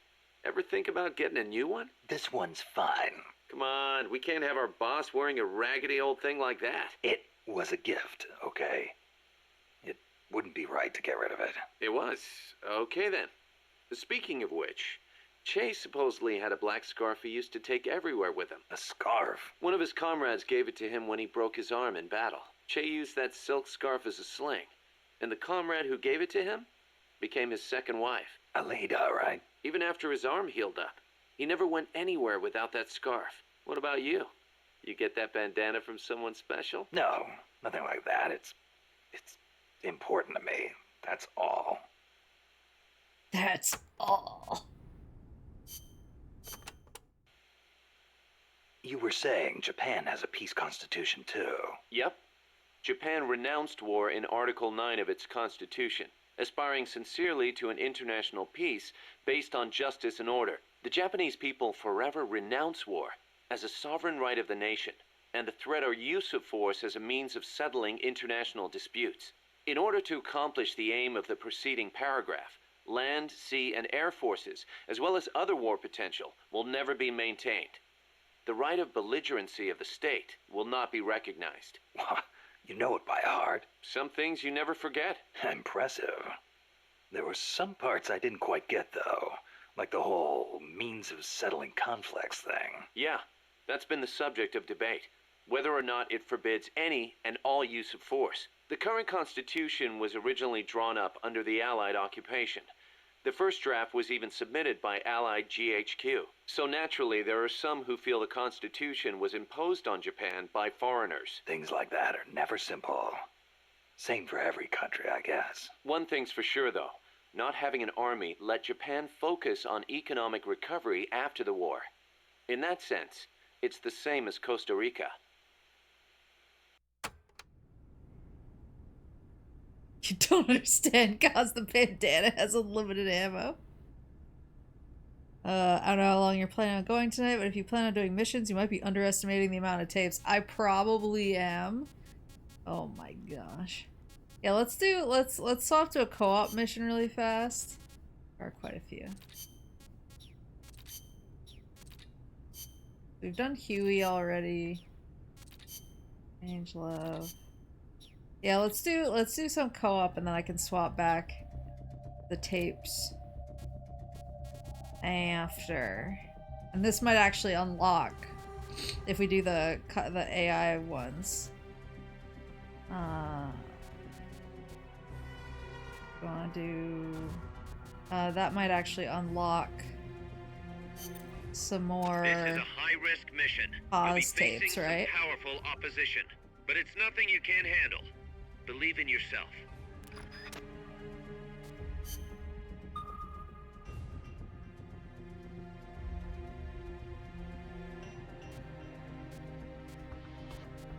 Yeah, because if we get more special pause tapes, then we have even more to listen to. I should probably prep up.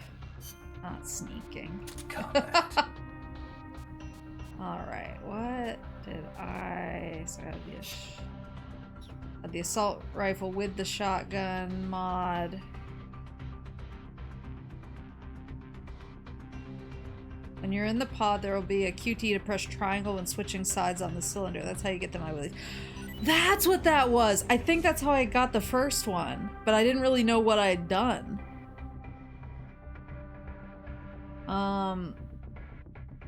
I didn't know how I'd gotten the tapes.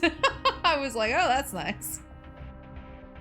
So that's both assault rifle and a shotgun. Let me bring an actual big boy. I'll bring...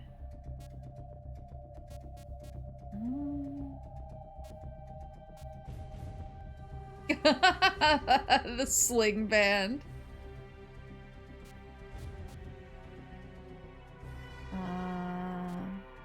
I got the Gustav parentheses MP. What's the difference between these two?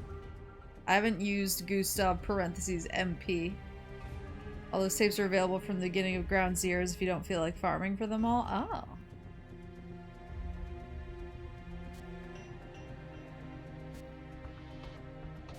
I think MP stands for multi-purpose, but I wasn't sure. MP has a wider range explosion, but less damage. Oh, interesting. Maybe I'll do law just because I have it at rank 3. Fly marker. Grenade. Let me change stun to chaff. Ration. Hurry. Alright. So, railgun? Yeah, sure. How do I unlock the railgun? Do I just have to have super high R&D? Or is it from a special mission? I'm assuming it's like, get S rank in this really hard extra op. It's a specific mission? Okay. I'll be sure to keep an eye out for the QTE when I'm in the pod. I like how this has 5 red skulls. Not auspicious.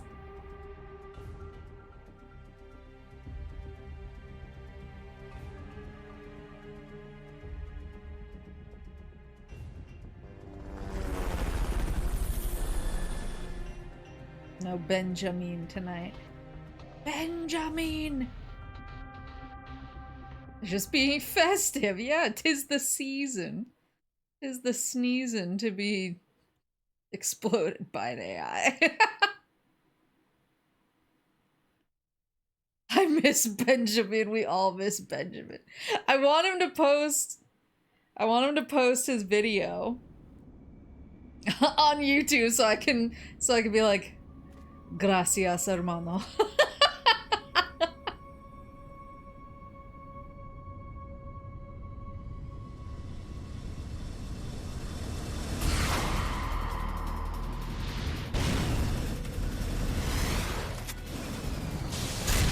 Amphibious AI attack craft. I forgot he has the lightning.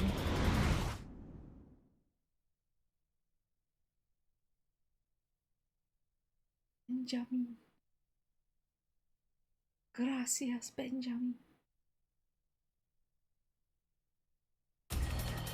Fire engine red pupa. Yee! Good to have. Neutralize the pupa AI weapon. Alright, I can tap triangle. Swap to the shoddy. Woohoo!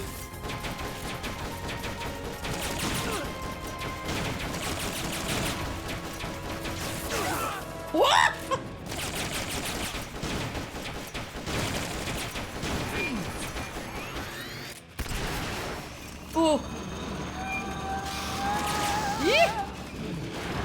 She's singing.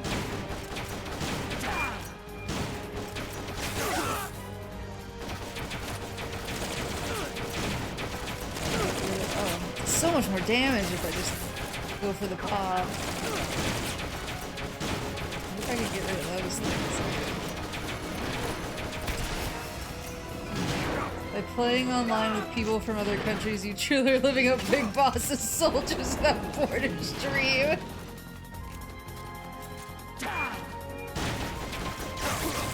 Yee! Hey, can I get? I must be able to get rid of that.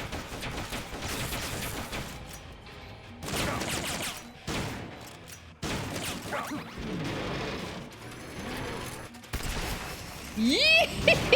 Oh, he wanted to do the schmacky. Whoop!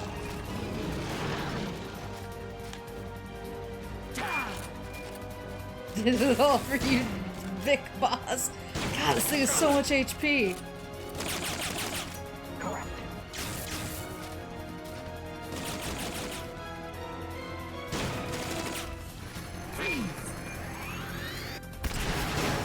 Yeah. Wait, can I go up here? I'm ready to go.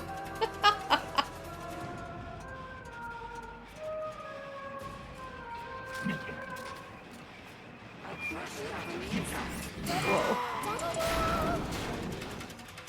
Railgun?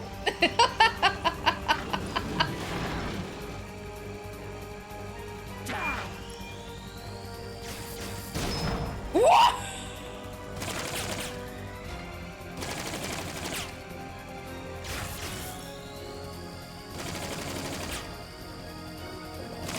Let's get the three.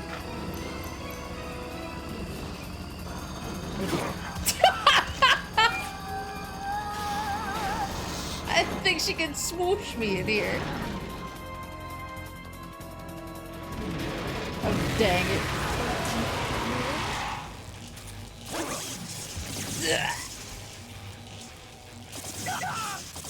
Oh no, I'm out of rations. Hold on, curry. Oh, wake up, Chief! Schmackies!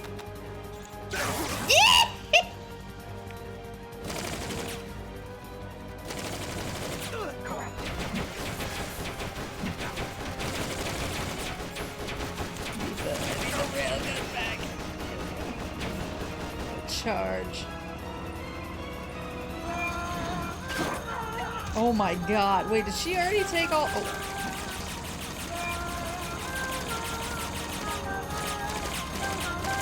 Why does my curry keep getting unequipped? That's so dangerous.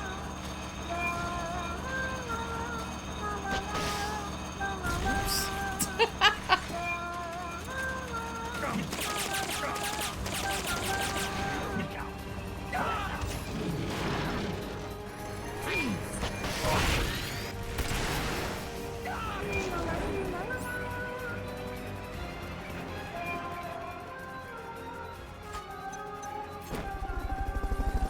Where is she? Oh, she's in the tunnels.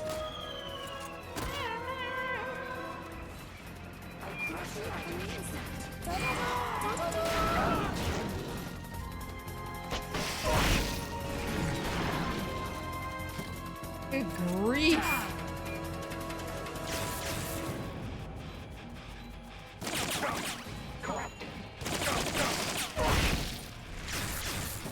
How much health does she have?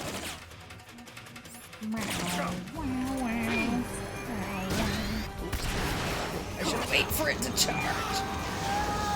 No.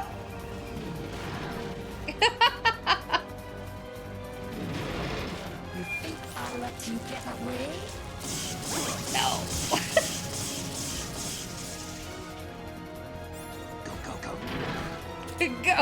Go.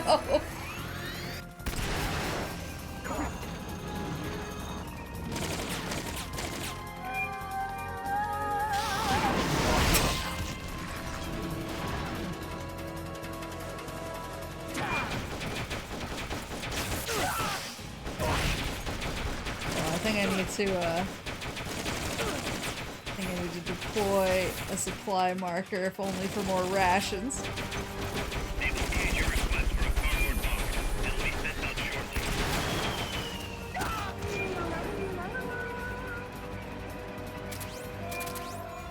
There we go. Wake up, King.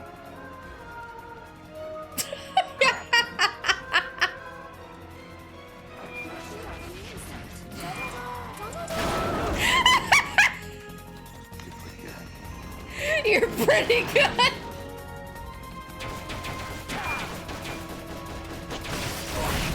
I just wanted to hang out with the cool kids. Damn it! Let me charge!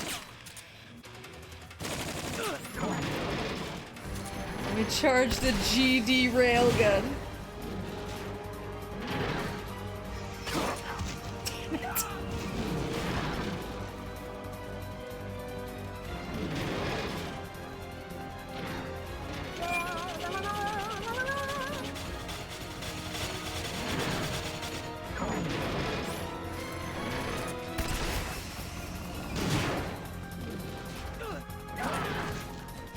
Damn it! I literally can't charge the railgun because she just hits me. I'll give you some Out of rations again? Oh shit. I'm toast.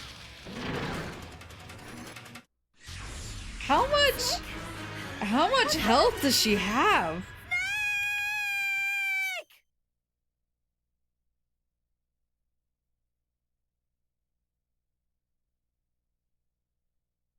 I'm bringing real weapons.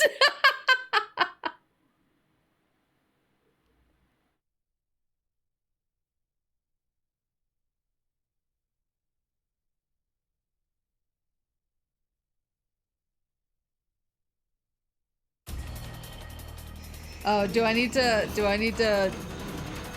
get out so that you can get better weapons? Maybe we can quit Tee. See if I can't get a good railgun charge on this boy. Gotta charge this bitch up. No. No.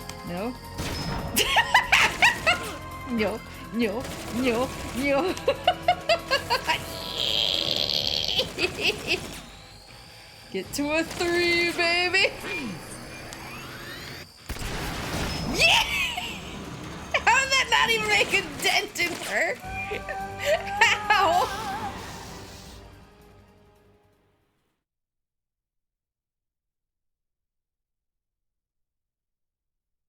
Didn't even lose 1 health bar. With 2 70k plus shots. Alright. I'll fight to win this time!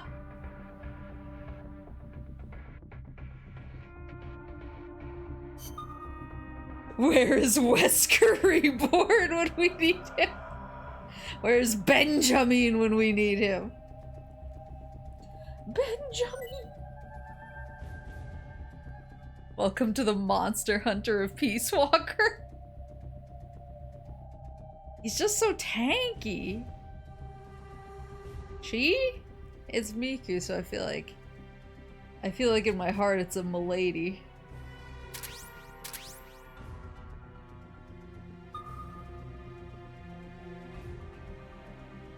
Whatever it is, just a tanky boy.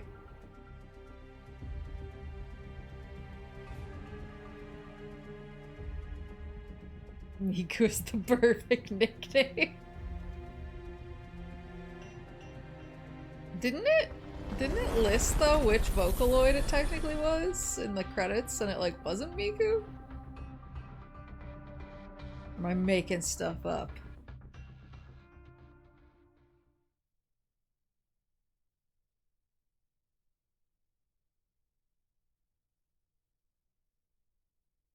Thought it was Miku, but I could be wrong. They're setting in the main menu to change the AI voices to be human voices. Really? Dang, I was too slow. Oh no! Next one, we'll do more. I definitely can't do this alone.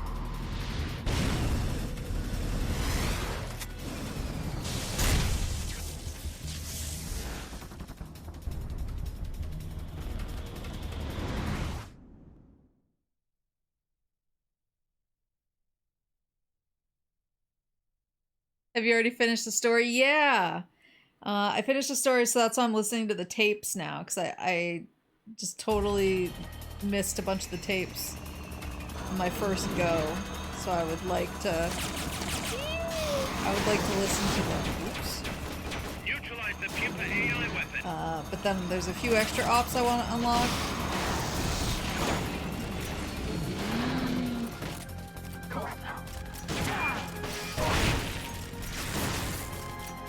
Hence.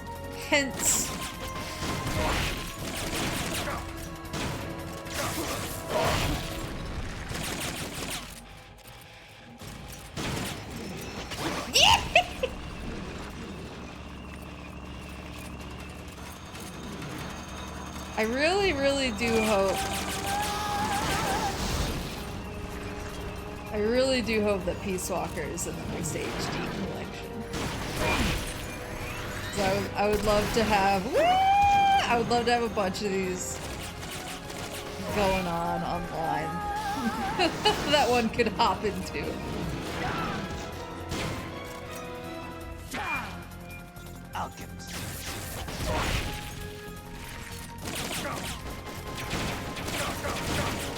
Sheesh.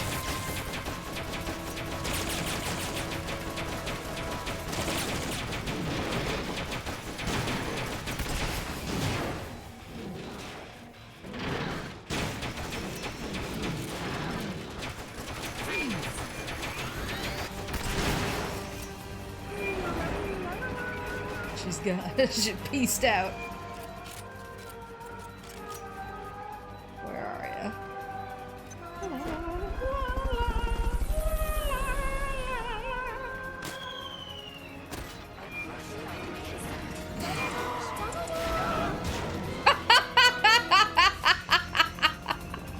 Here goes.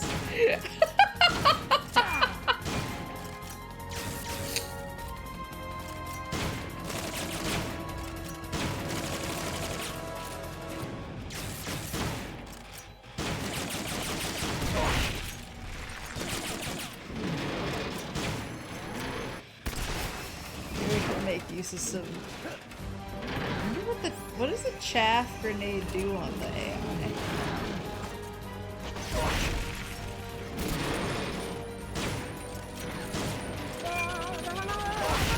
Oh.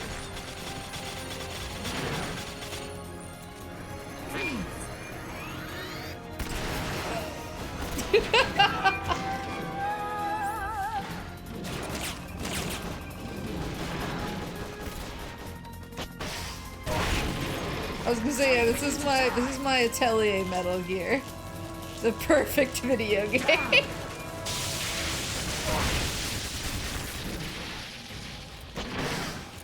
Yes.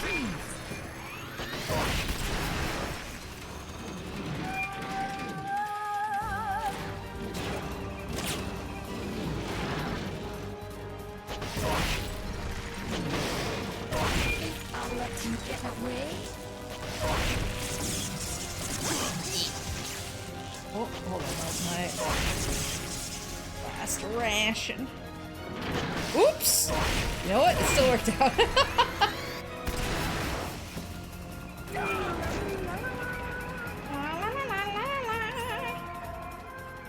Time for a supply marker.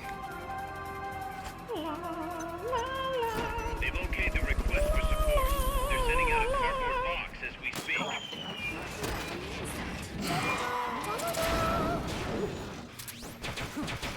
I think they gave me to play more. They're like, try something else.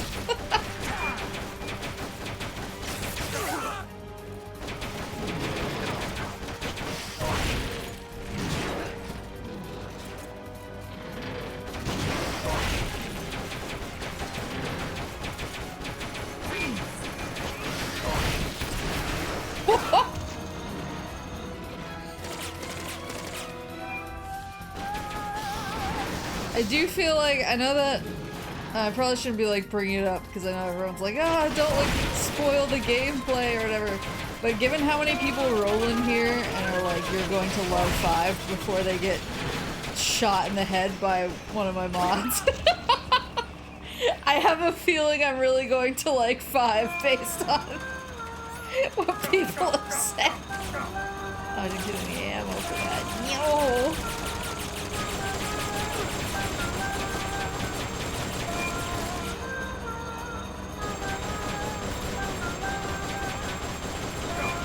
Tee.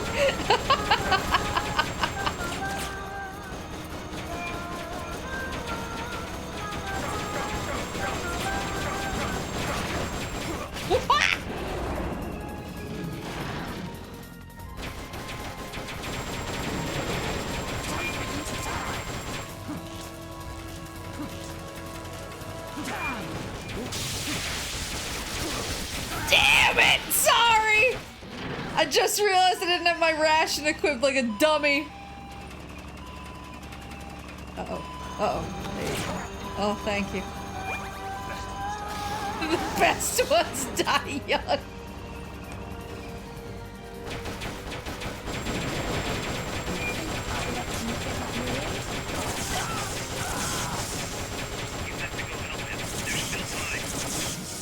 Oh, I'm coming. I'm coming.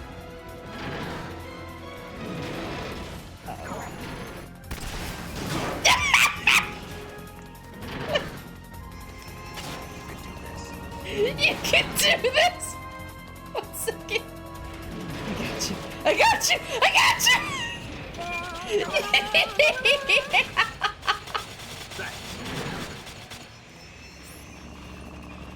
Good grief. They've okayed your request for a cardboard box. It'll be sent out shortly.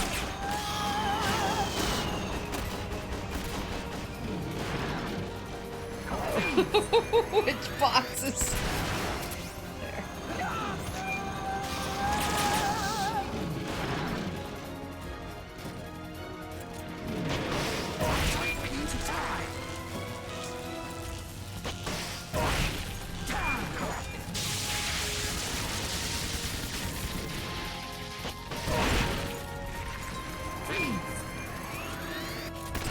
Whoa. Cyborg ninja.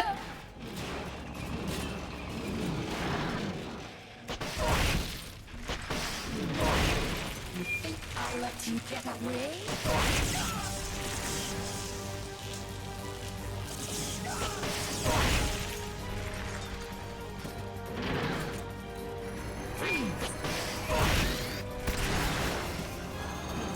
Not going to freeze.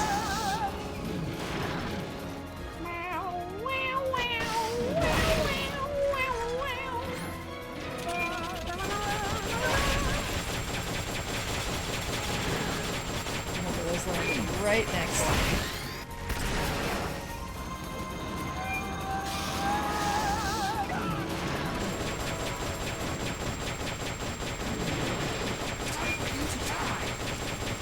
Come on, girl. Go to jail.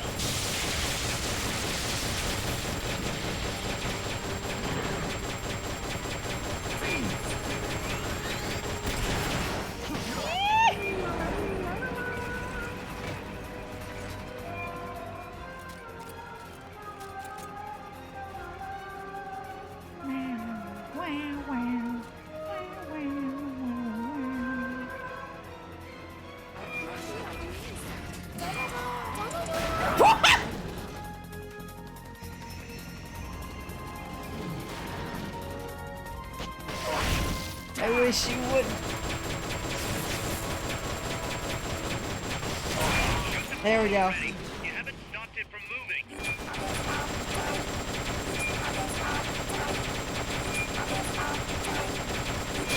AI pod is open.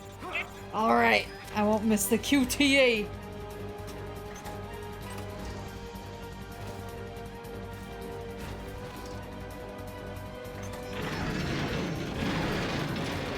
I'm gonna get all these boards.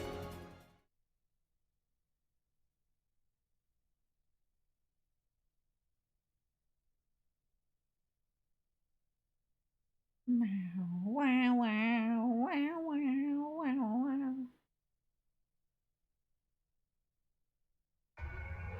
Alright. Oh, Pull out not a all the lot. unlocked memory boards. Pull out the memory boards. Okay. All the unlocked boards will have icons over them. I didn't get it there.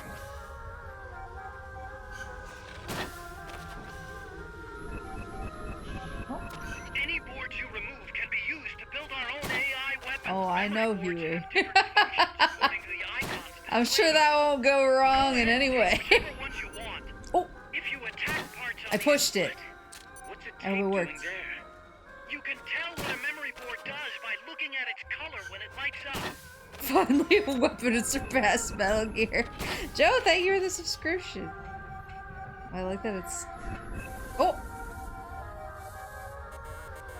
Nice. Can I yoink those? I know it's just showing the damage. That one's broken! I think I got the QTE. We might have another tape. Fighting for my life!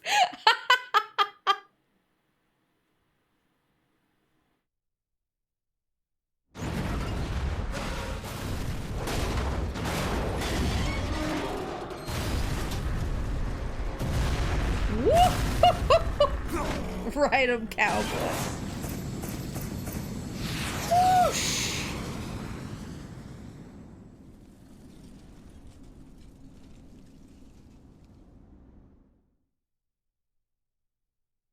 Only 3 more to go.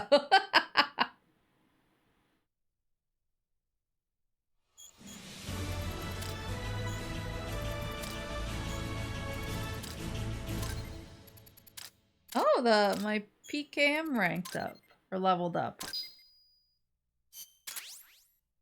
You obtain Paus's Diary Part 1. To listen, select a mission, enter briefing files, and choose data files. We got an S rank. We might actually be able to do this.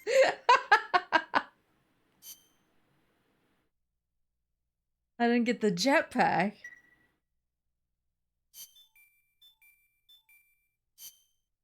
Hold on, I gotta deal with my mother base.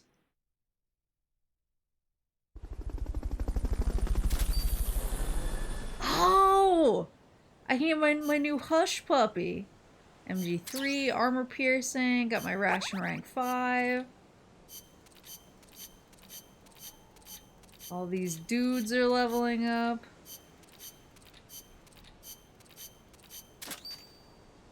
One parts were produced. For Zeke. New plant has been built thanks to staff efforts.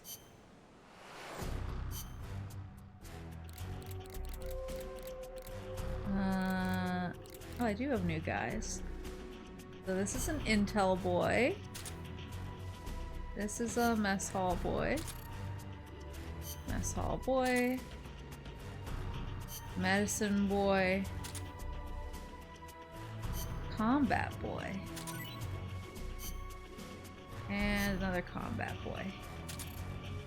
All right, who gets to go to the waiting room? The waiting room that I'm filling up. And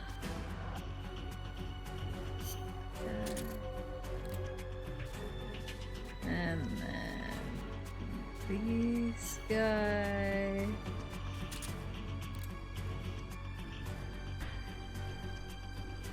The waiting room. You make it sound so ominous, Maple. Yeah, it's the waiting room for the depths of the ocean.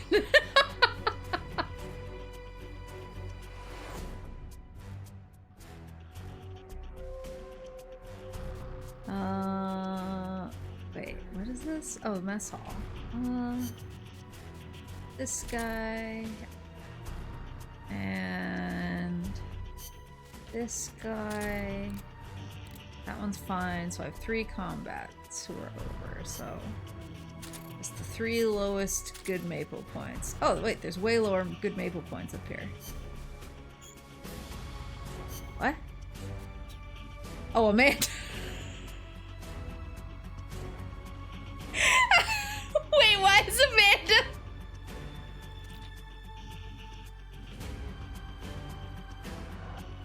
I just like try and kick Amanda out.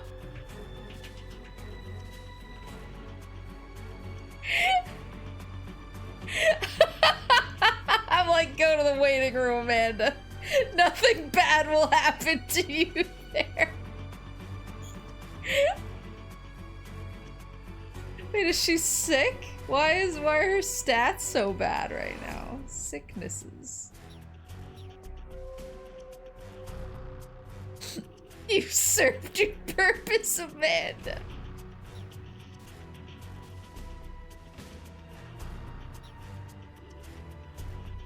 Maple isn't a true culpa. She's injured? Okay, I didn't know. I was sick there. I didn't know, Amanda. I'm sorry. It's my bad.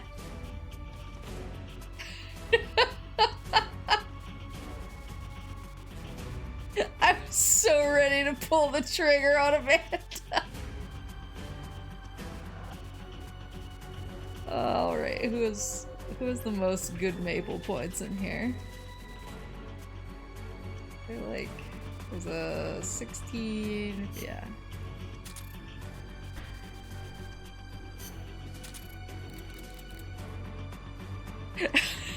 I'm aware. Your moose supervisors told me you're low on good Maple points. You don't want to go to the waiting room, do you? I didn't know. I didn't know she was sick. Sorry, Amanda. Who else is sick that I just haven't noticed is sick? I'm a terrible leader.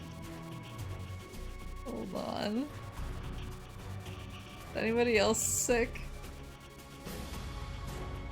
Oh, I didn't see anybody in my scroll while I was scrolling on by without saying howdy. Are you anyone in here sick?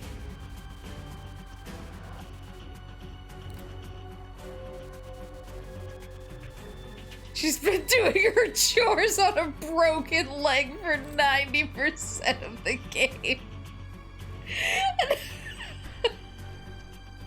No. I thought I had her in sickbay for a long time.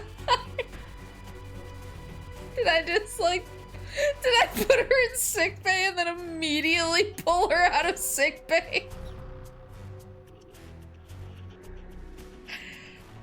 Oops.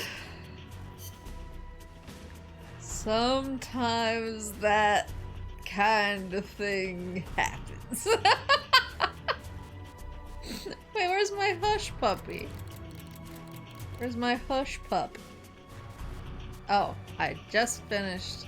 What do I need? I need R&D 78 and medical 63. I can pull that off. Just walk it off. Just walk off that broken leg. Amanda's sick bitch, me too. I didn't know.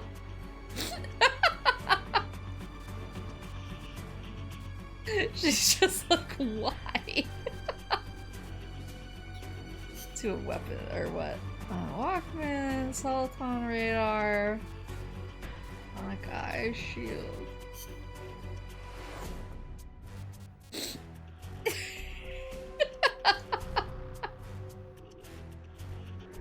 I kind of want... I guess I should go for like some of the higher rank explodey boys. Oh, that's so much. This. And what, I have 150 left?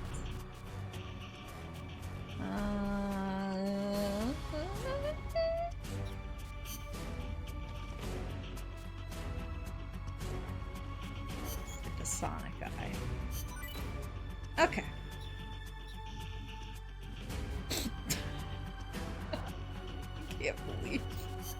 So I got a new Zeke part. I don't think I've ever gotten a new Zeke part. Can I just like... What was the part I got? Oh, I see. So I can just swap between them? What's the point? Like if it gets beat up, I can swap in a new part, I guess? Just an extra part? Okay. Interesting.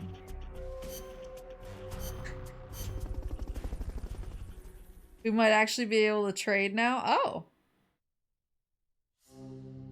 I thought that the problem with me trading was it was like you're offering up soldiers who are too shitty. Alright, so now I have... Did that unlock something?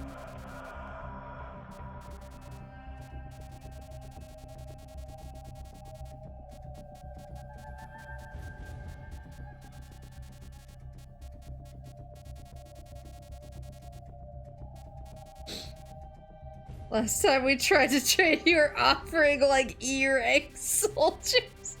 I think most of the dudes in my waiting room are still E-rank. I'm just not prepared to throw them to the wolves quite yet.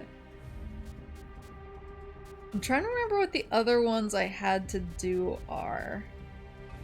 Something in my mind is saying 97 and 73.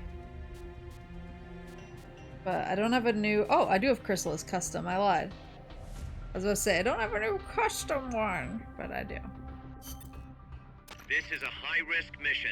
You'll be facing some powerful opposition, but it's nothing you can't handle. Believe in yourself. Well, we one-shotted this thing last time, so it's probably fine.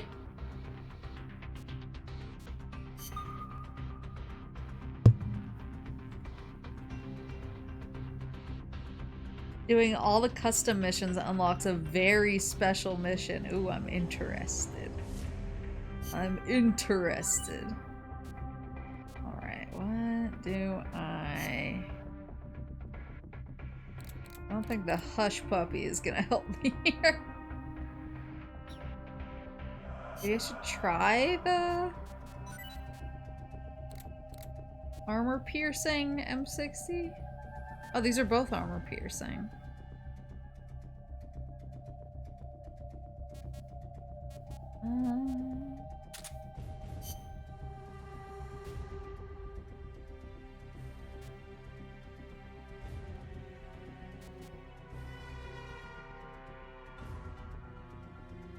I like the bigger clip size. I like being able to just unload.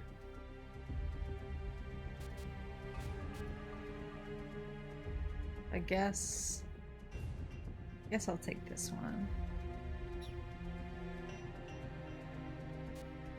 Wait, Wesker Reborn, let's go! We're going in. He's back. The squad has returned. Victory is locked in now.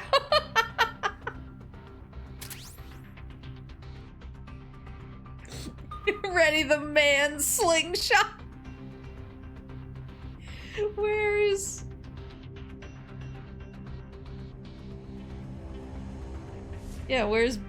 Ben? Benjamin!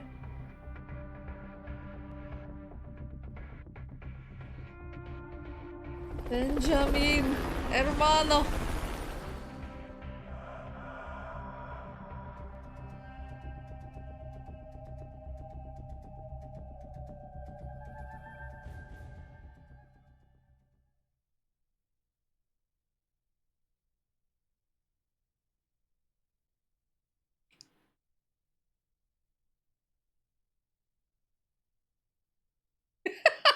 Mi hombre Benjamin. I love how his name was like Ben something, and we're just like, no, I know his full name. I know his government. Here she is. There she is.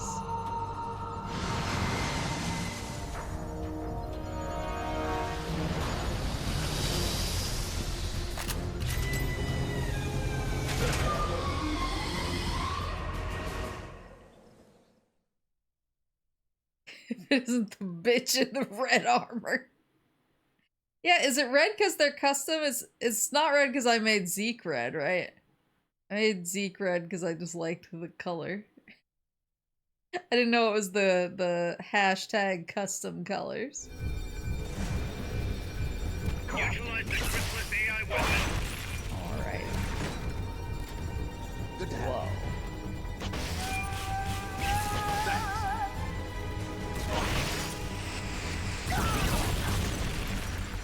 What was that?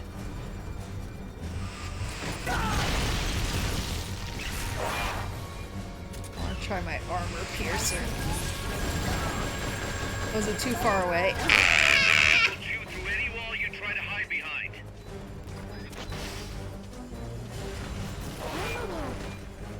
No word. Here she comes.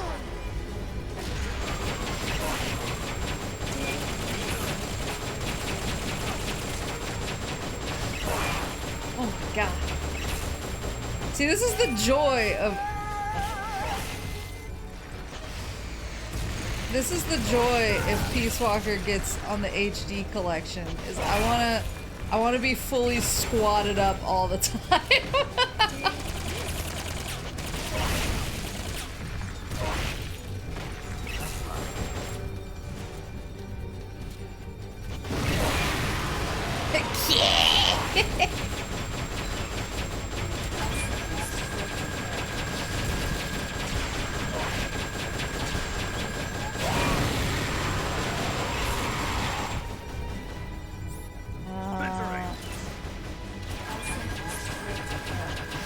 Cinemas.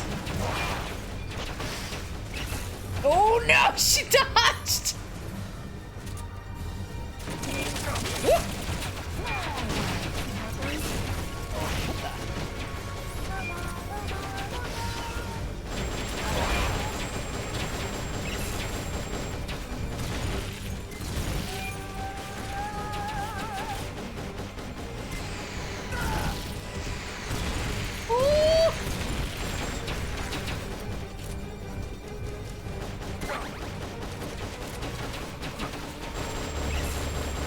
I don't expect that they would find a way to transfer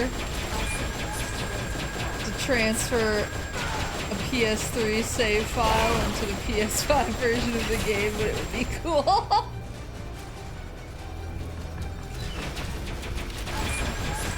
Start the grind from where I left off.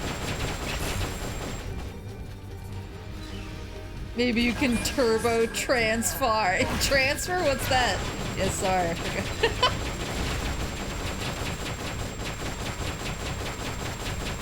I'm linguistically foolish.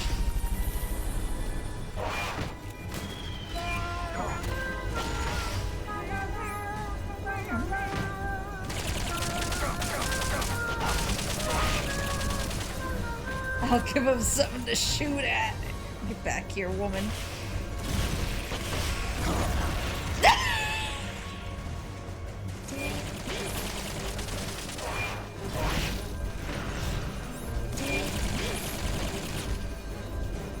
Nice. Now's not the time to bring up pasta. Woohoo! Get that pod down here. Where is she?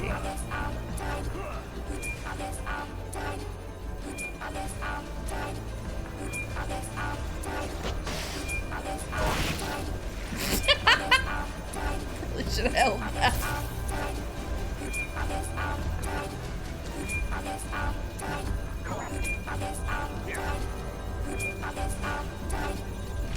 Box time! Attack the AI pod and destroy its hatch. It's a cylindrical Jesus Christ! Alright, let's try and get another pause tape.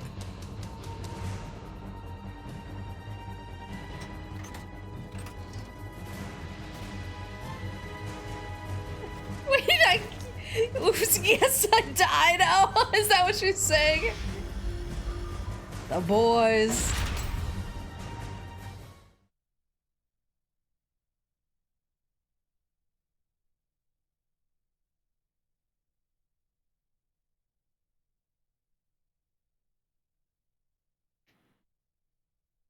Pull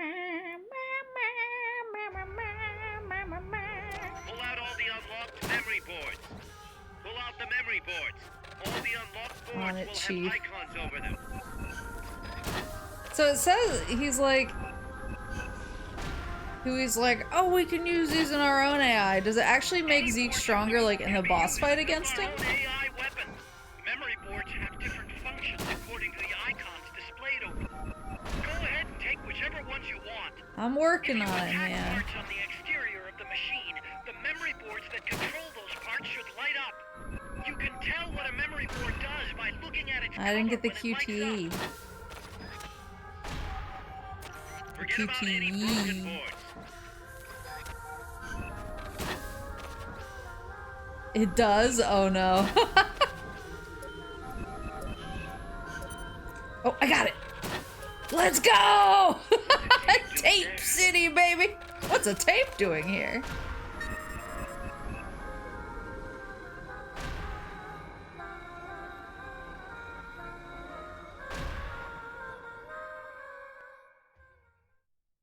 How many tapes are there?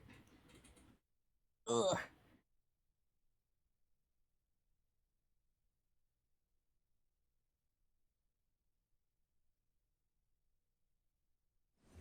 $15,000. Whee!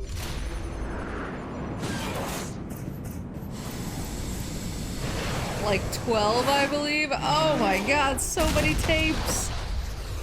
It's okay. It's okay. At least listen to a couple and then maybe I can do the rest in Ground Zeroes. I was close.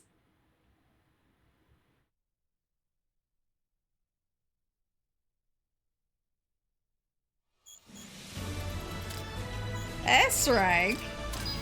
Yosh. Railgun design specs. Let's go.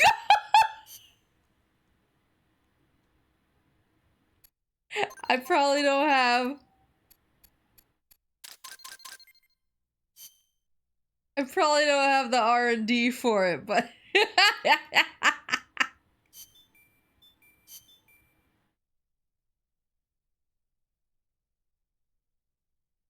we're actually gonna get that damn bandana. Rattlesnake. I got the non-lethal shoddy. Non-lethal shoddy. Zeke.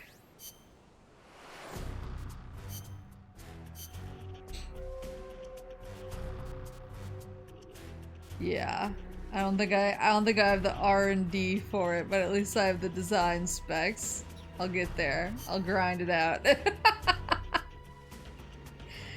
I'll make it happen. I'll make it happen even if I have to do it off stream.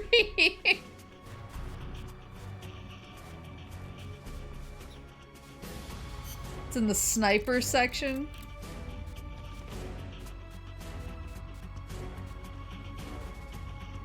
Railgun. Oh, staff with EM weapons design skill. I don't have that. Gotta grind it out. Gotta make it happen. Got the Gustavs. What is this? R&D team. I really need to grind out some R&D. Well, that's something to do off stream.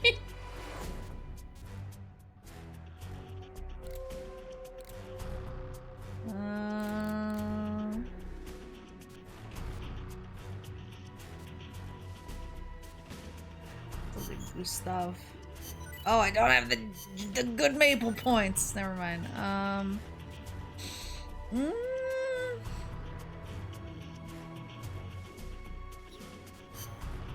Maybe I'll just go for the analyzer. How familiar are you with season 1 of The Adventures of Jimmy Neutron Boy Genius? Not super familiar. I think that was, as the kids say, after my time. Oh look, Amanda's fine now. See, she's fine. Everyone was so mad at me. Bet she was fine the whole time. Rattlesnake, you're useless. Smelt, however. Ooh, box bomb.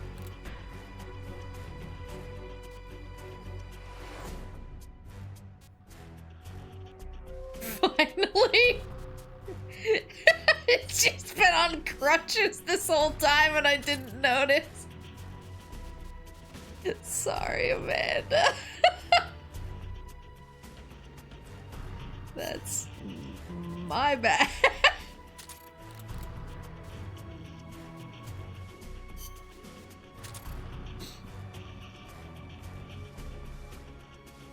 Ladies always love smelt.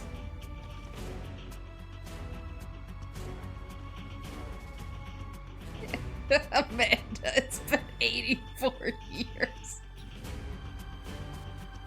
I'm sorry, Amanda. I had things to do. I was distracted by all my grinding.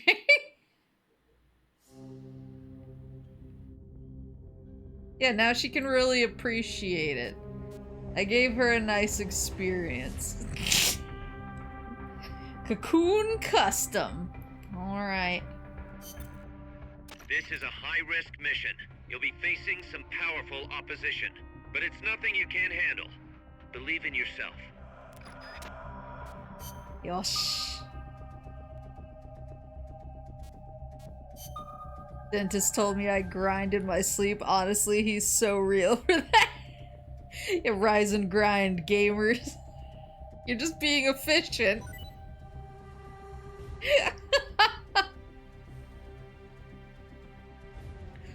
You could pass her Grandma Neutron and her voice actress Phyllis Diller. I have no idea how to take that. Rise and grind, gamers. Alright, let me see. I think this is still my best option. I couldn't really tell if the armor piercing was doing anything, so I might swap back to Old Faithful.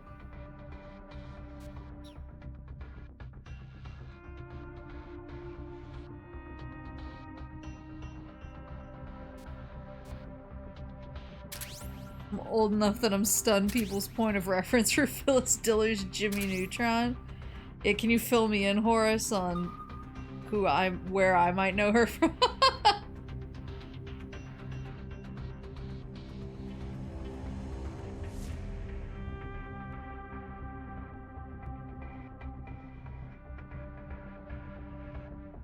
on where someone of my advanced age might know her from.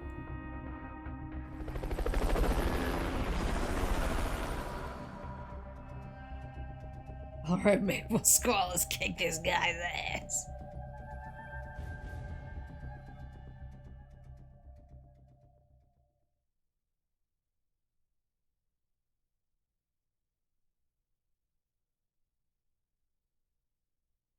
She was a groundbreaking stand-up comic. Oh. Maybe if I saw her, I would recognize her.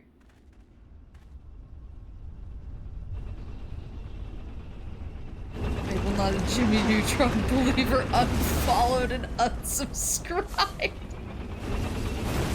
I think it was just like at the tail end of when I really like came home from TV and watched cartoons. I think I just missed the boat on that.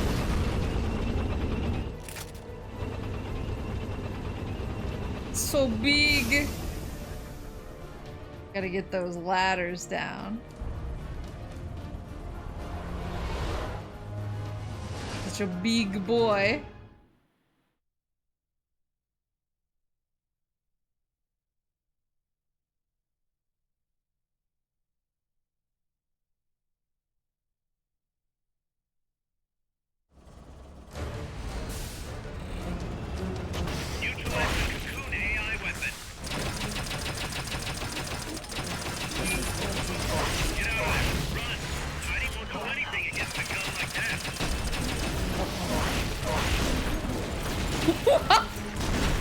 What just flew off of him?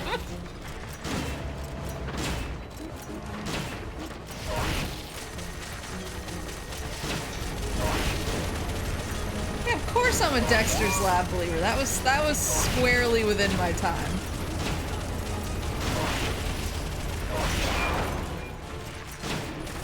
Like, my time was squarely like Dexter's Lab, Powerpuff Girls, Cow and Chicken, Angry Beavers, Cat Dog, Hey Arnold, Rocco's Modern Life. Like those were kind of the ones that were like what was usually on when I got home from school. And then I was kind of no longer like, let's watch the Toons when I get home from school. I want to say like, I think because of like the CG nature of Jimmy Neutron, I want to say it was like at the tail end of that, because that's when CG shows and stuff were starting to really come out. Oh no. Courage the Cowardly Dog? Yeah. I still remember when Courage only had one episode. And Papa Moose was a Courage the Cowardly Dog fan. But he only liked the, like, one episode that came out, and then when it became a regular series, he was like, this isn't as good as the one episode.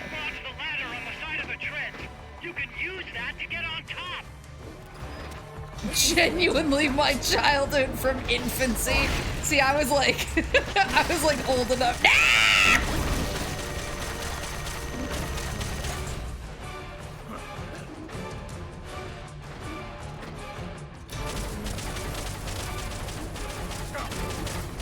Yeah, there was originally one Courage ep. Oh man, they're on the, oh, I need to get up there. I need to get up there so I can hop in the pod. Yeah, there was originally one Courage episode and there was no talking in it. It was all like sounds, reaction sounds and stuff like that, but no talking. And Papa Moose loved it. He was like, now this is cinema. Oh, fuck. Don't tell me to use the ladder, Miller. Oh god, I'm under him.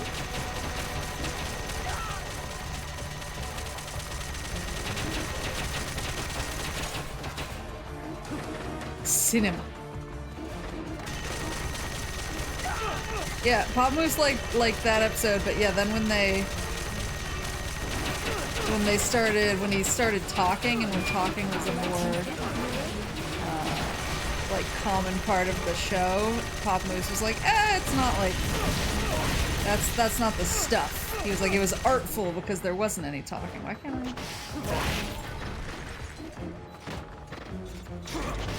What the f-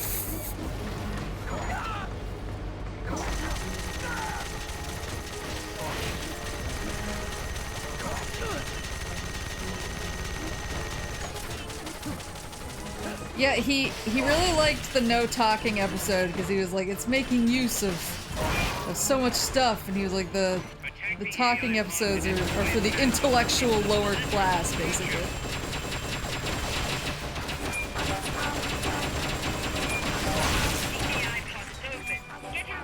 Get inside! Yeah, he liked the first step. But he didn't like when they started talking. He was like, I think it loses something with the dialogue.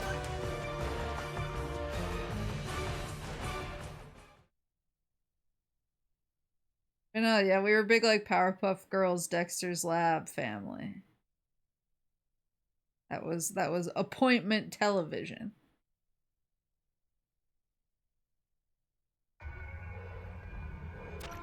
He wasn't as big on some of the... He was bigger on, like, the Cartoon Network specials. There you go. Like... What's the tape doing there? like Dexter, like yeah, basically Dexter's and Powerpuff Girls and stuff like that. He was really into. Oh, Johnny Bravo. Both Moose parents really love Johnny Bravo. Mama Moose loves Johnny Bravo. I was more Nickelodeon was more what I watched by myself after school. And then we would watch the other stuff together at night. Yeah, Pop Moose really loved Ren and Stimpy. Pop Moose missing the silent film era. Yeah, he was missing before color came into the world.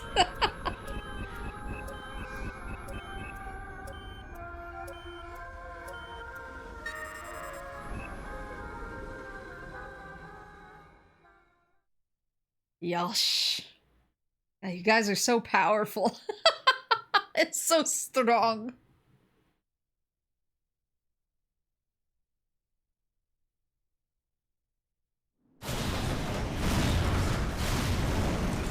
Papa Moose seems like the type who would enjoy the Earthworm Jim cartoon. So I actually, did I tell you guys this? I actually was explaining to him that I had played the Earthworm Jim game, and I was explaining to him the context.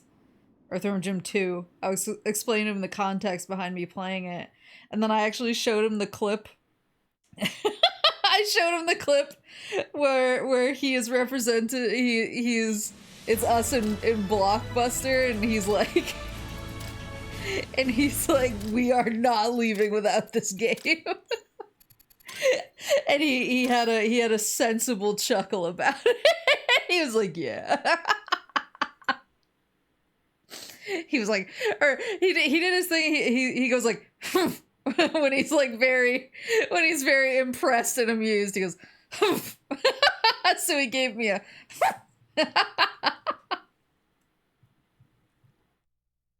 We get our power from you. Papa Moose saw my clip.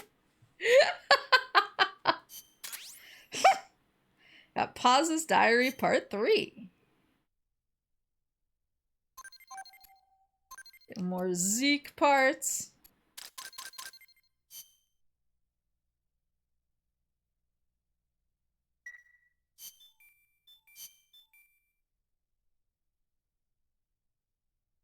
I'm honestly just glad that another VTuber witnessed Papa Moose. Cause now I'm like, look, he's real. I didn't invent this like extremely outlandish father figure for myself. He's right there.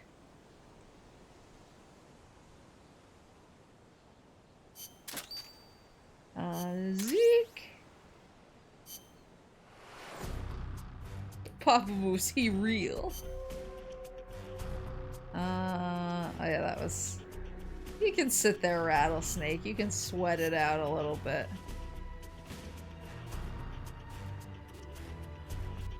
Sleep grenade. Let's do a sleep grenade. Yosh. We still don't have proof he's real. He might just be the pokeweed taking over. He's just like Resident Eviling. He's just like the mold that's infecting my brain, except pokeweed. Alright, Peace Walker Custom, are we ready? This is a high-risk mission. I'm sure it is. Opposition, but it's nothing you can't handle. Believe in yourself. I'll try.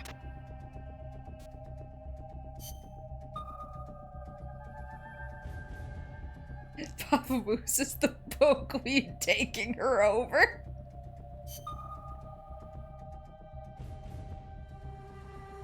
If you want to grind Paz diaries in this game, you can also get them from the Type 2 version and normal versions, I think. Okay, that's good to know.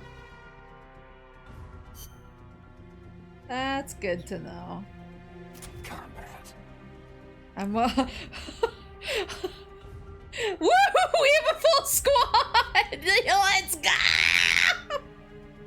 We gotta get the slingshot! Wait!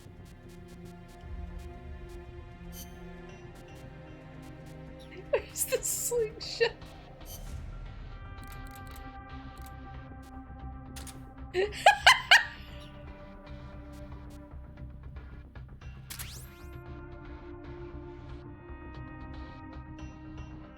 No, I'm bringing it. I'm bringing it. Don't worry, I'm bringing it.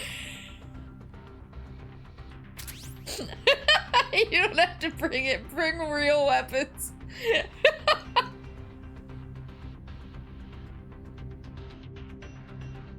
No.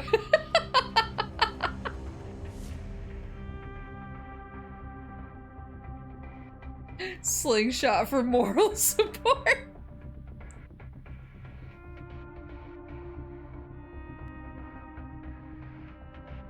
You need 4 people because you need to bring 2 posts. We can do it a second time if we don't get S rank.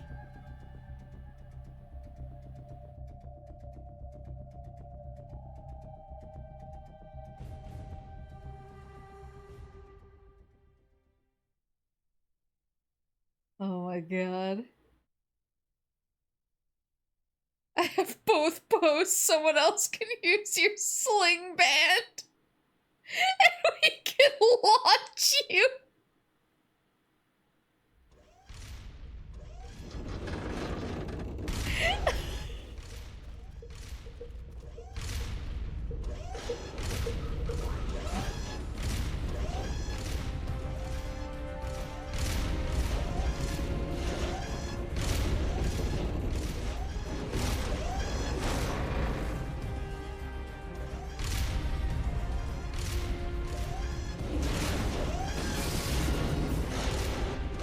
Forgot about the hydrogen bomb attached to it. Failed deadly.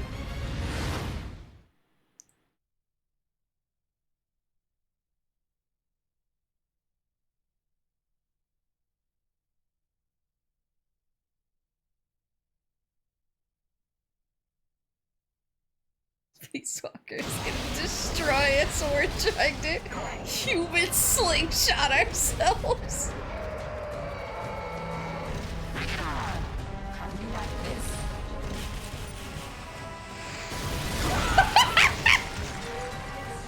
Like so. Ready to go. I'm ready to go. Jump engage.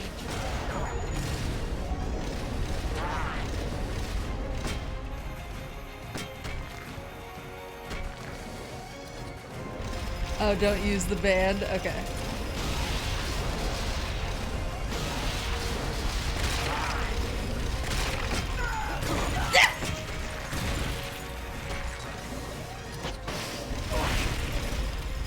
Jump engage. She's jumping.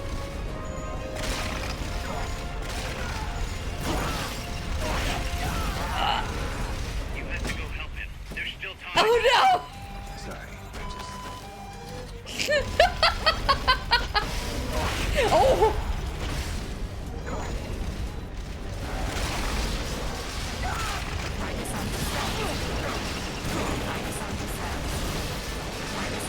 Try this on for size.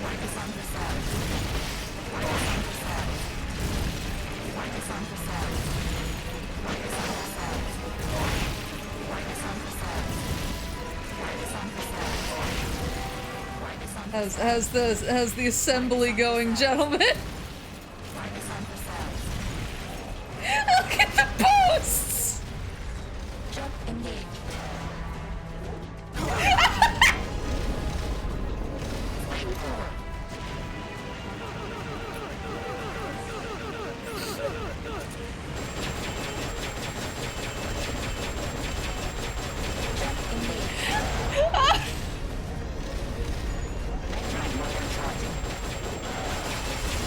Need to not shoot the hydrogen bomb. This is so complicated. Yeah.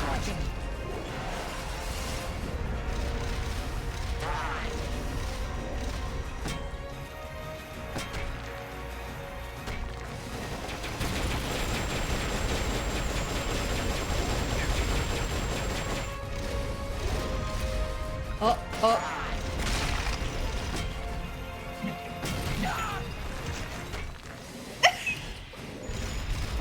my god!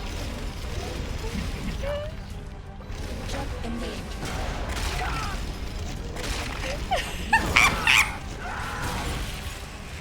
Trust the process! There's still time. Oh no! Oh no, boys! this human slingshot gambit.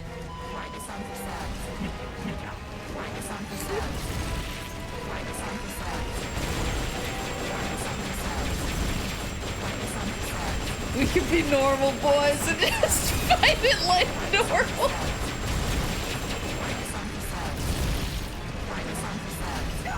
Unless.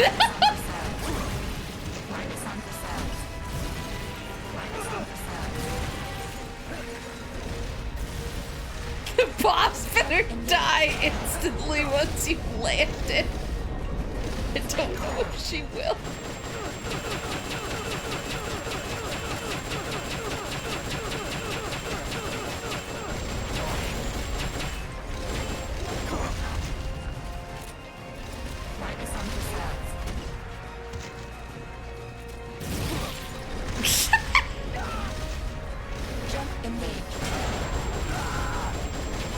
I'm down one weapon.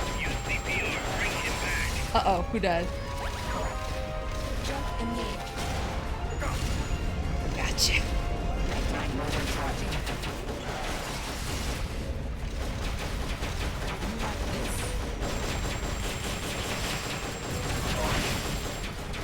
Is there a pod? Oh, it's on top of her.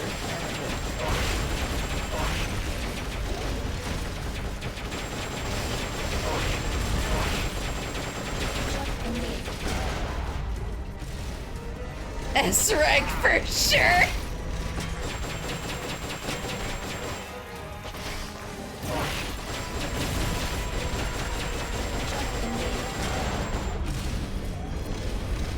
If we don't get the S rank, we just have to do it again.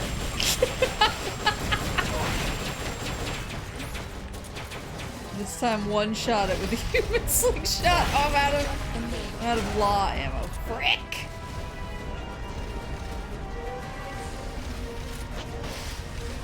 Where's she going? Come back.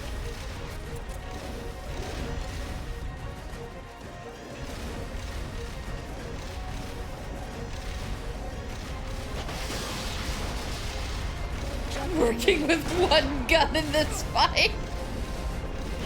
Oh, no.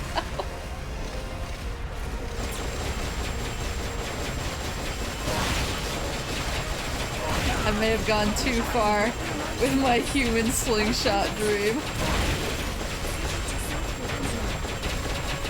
Dragging everyone down with me.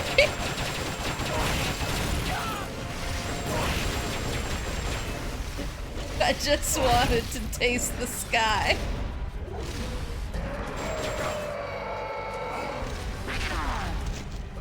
I wanted just for a moment to know what birds felt like before I plummeted back to the rock hard earth.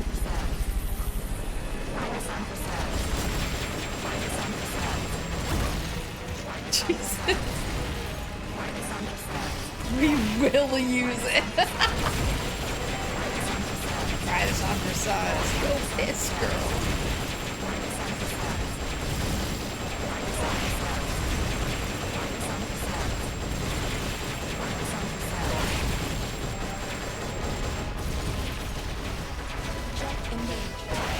I'm gonna call it a supply marker. They've okayed your request for a cardboard box. They'll be sent out shortly. Please give me law ammo. There we go.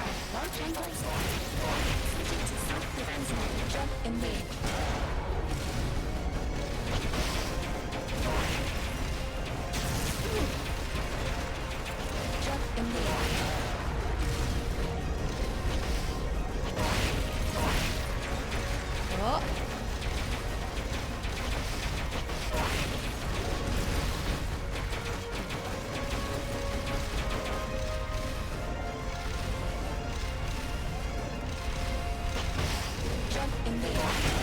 Ooh, just in time. Box time!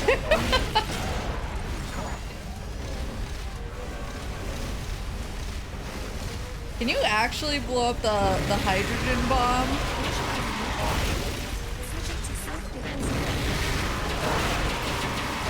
And does it just instant game over you?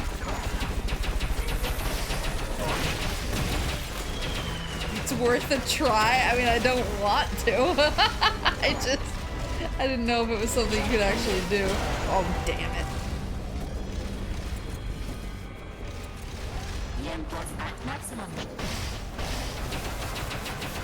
Did that just thread the needle? You can't? Okay.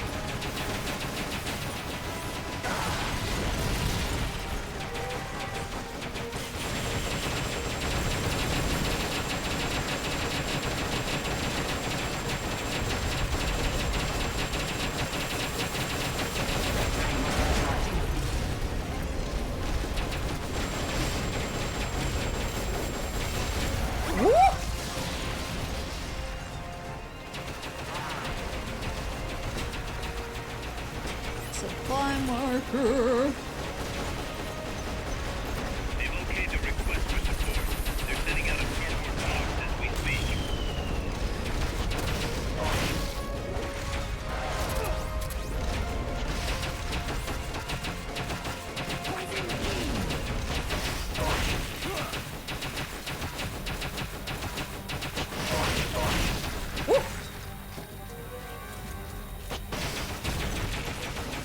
Did that not hit?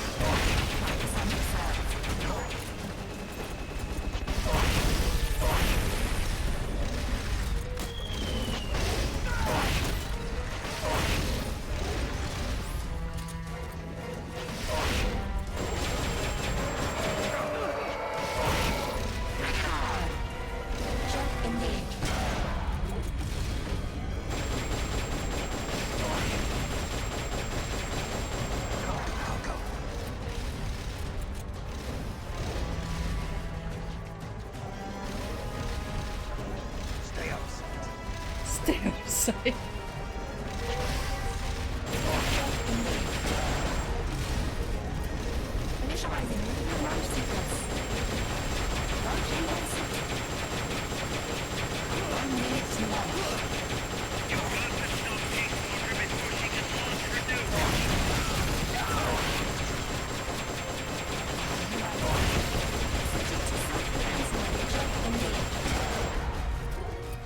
Okay.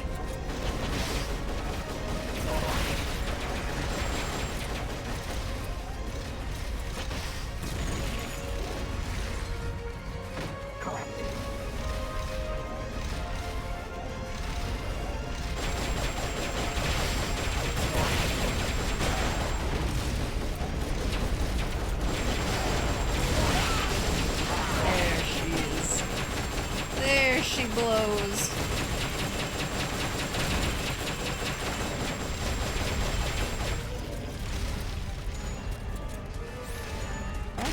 Okay. One more supply marker. Uh-oh. They've okayed your request for a cardboard box. It'll be sent out shortly.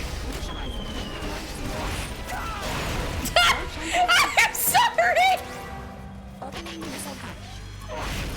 She's going back in the nuclear launch mode. Stop her sake.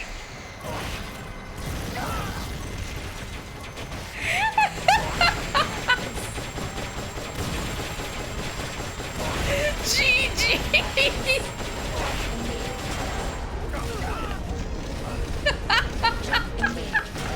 Shit!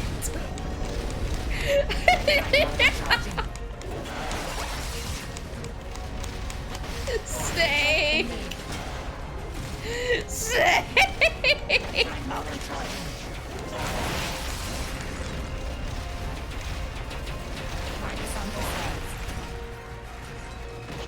She's in launch mode. It might be the best time to try slingshotting. Oh, but I want to win, though. I want the bandana.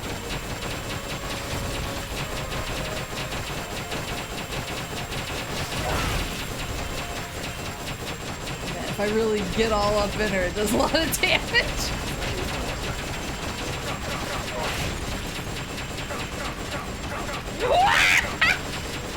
Getting cooked down here. Jump engaged.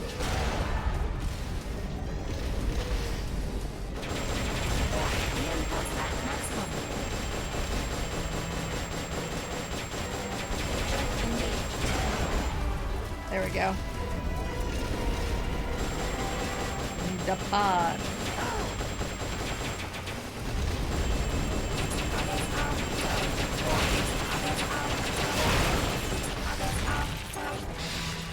Oh! Oh! Somebody else is in the pod.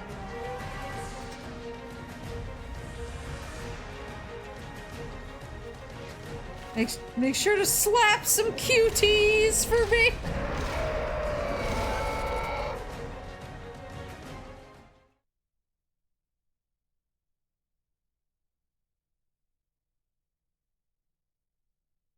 No, not me.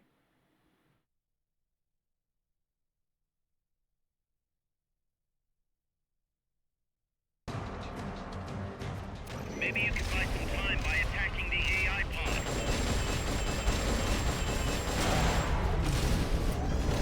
Do I still get the tape?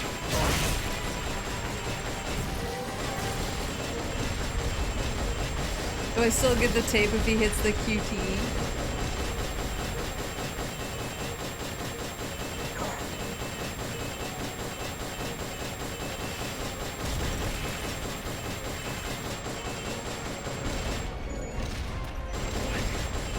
Yay! What's a tape doing there? I've been getting your tapes? Okay, awesome.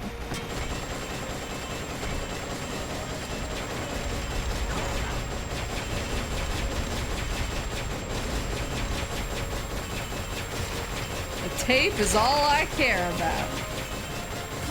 Woo!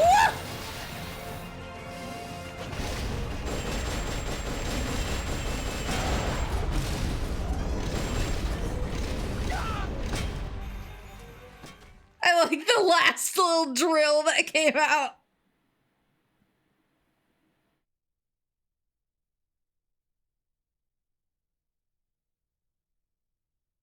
Yeah, imagine being in an AI pod that people are shooting and it's just rat-a-tat-a-tat-a-tat. Like being in a steel drum. Whee!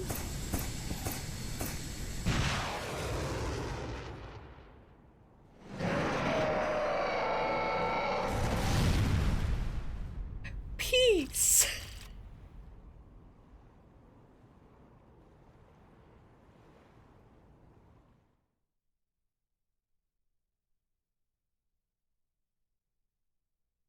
Alright, we should have like, what, 4 pause tapes to listen to now? Pretty good head start. Yes, let's go! Infinity Bandana Design Specs Rank 1! Oh, Pause Diary Part 10. Do I not get them in order? Let's go, lads! Thank you! Yippee!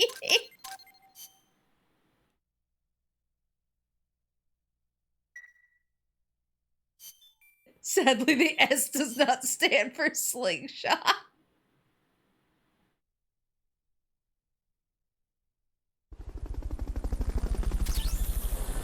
Analyzer. Alright, let's see if I can make this bandana. We do a lesser AI fight for the slingshot, I'm down.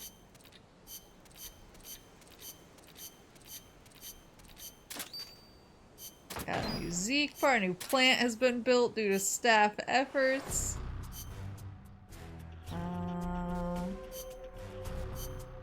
Under items, right? Equipment, maybe?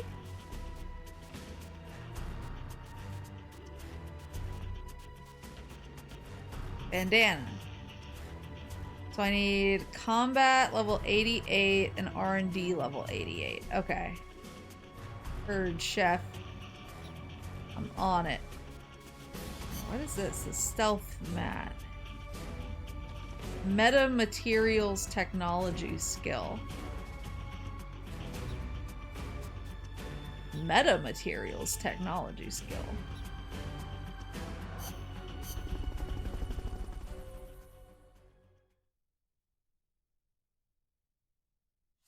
Hold on, let me look up the other extra op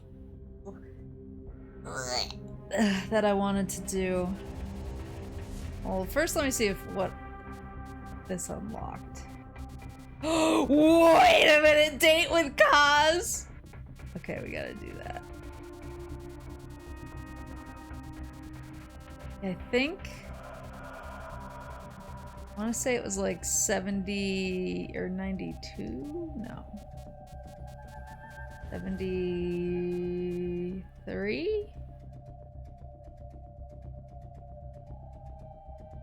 Boss, do you like my glasses? Alright, 1 second. Let me...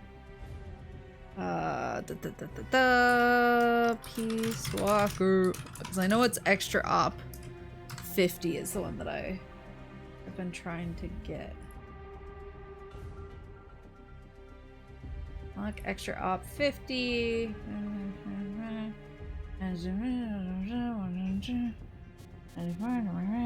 102. 102 is the next one I have to do. Okay, that's the BTR 60 PB custom. Okay.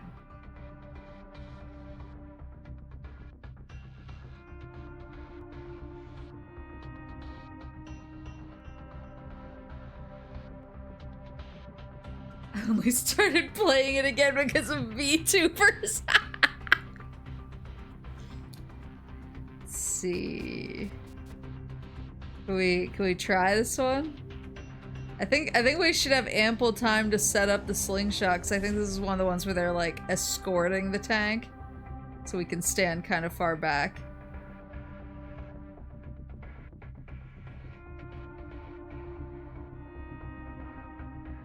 So I feel like we can pull it off.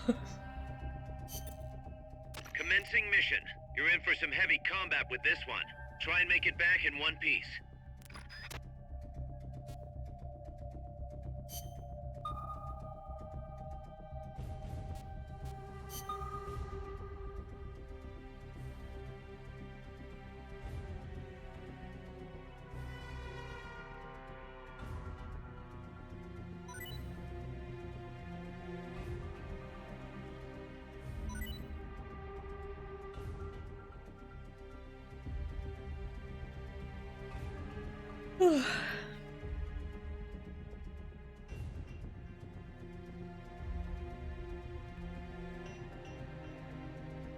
Need one more for the human slingshot.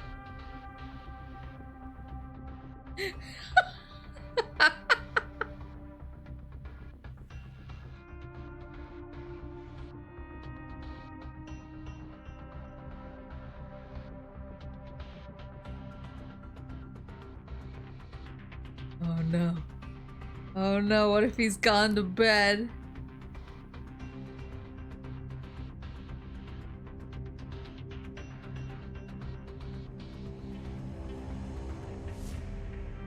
What if he's gone to bed?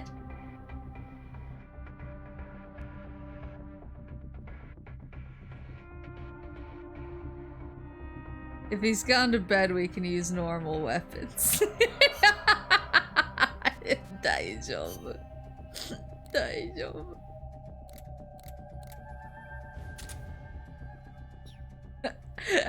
Unless it's Jover. It's okay. I'll survive. Hello, darkness, my old friend.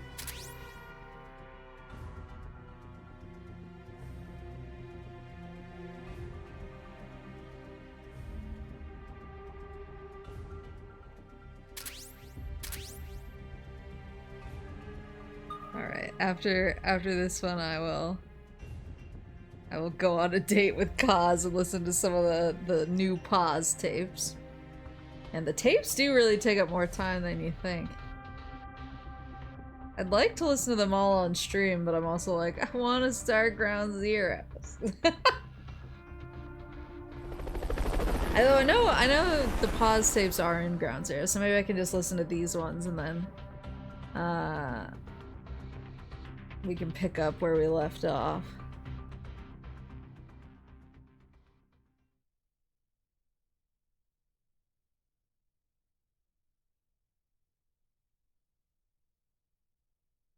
If you S rank the date with Kaz and replay it, you get the swim trunks on the pier. So you can see Big Boss in swim trunks.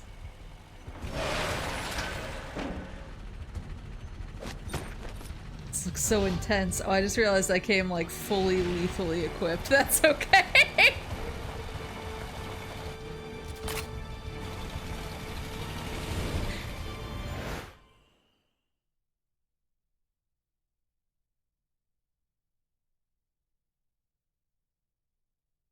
I was not thinking.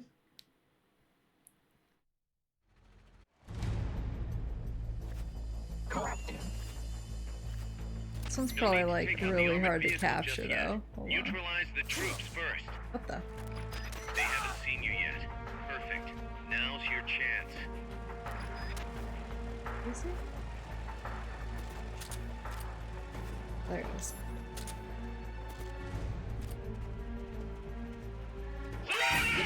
84 soldiers!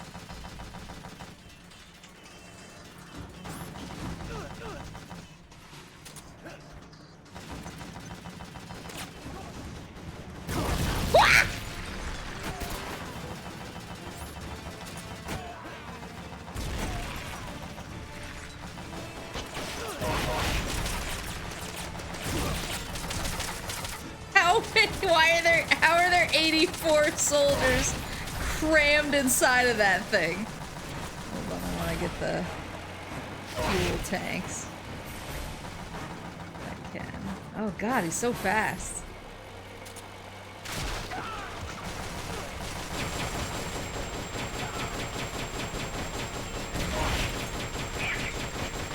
What? Sorry!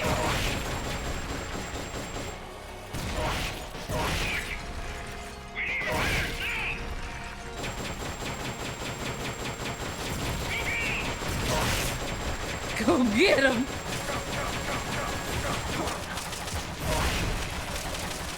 Clown car!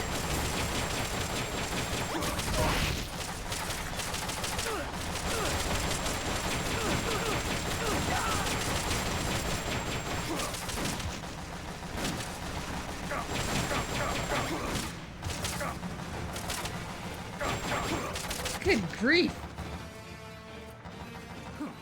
Oh, I can climb up.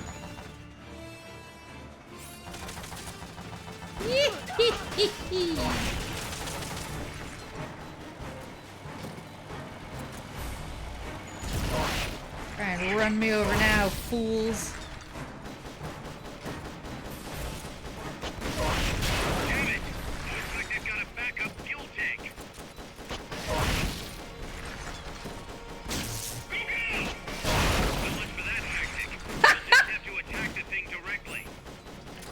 So much for that tactic.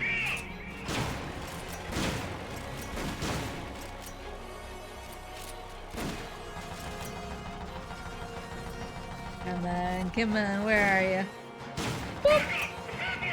Boop. Boop. Oh, that was a man.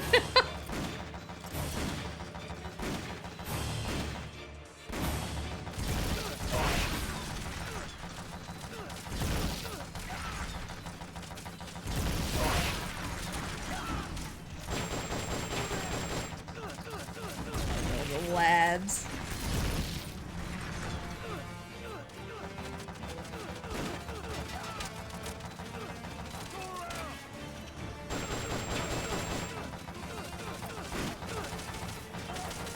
Rations are getting low. Let me supply marker away from everyone's heads. It'll be sent out shortly.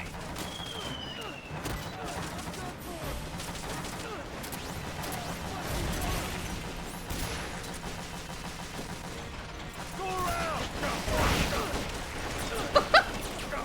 bravest man. God, there's so many dudes. Holy shit. Wait.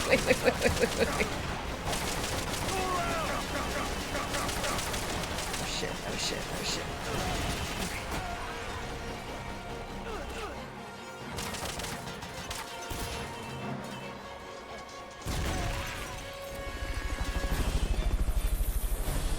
Me with so many dudes. Oh no! 大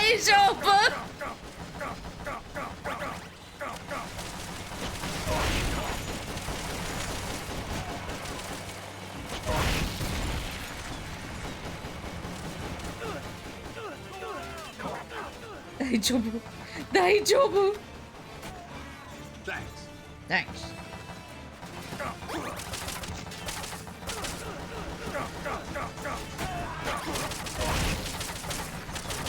Oh, I'm getting low.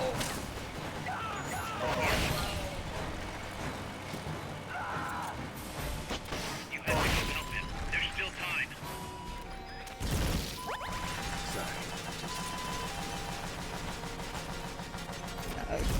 Don't get hit by my box.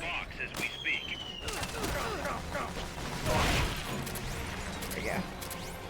Got my ration, got some extra. Ooh. Yay! Target successfully neutralized. Got my ration, got my extra curry.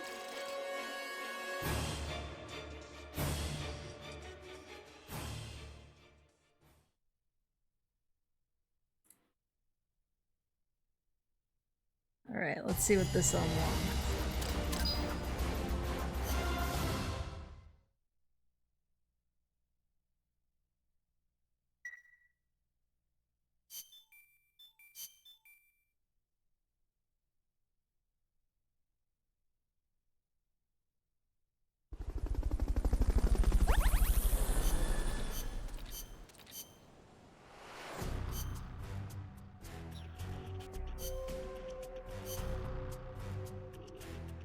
Alrighty.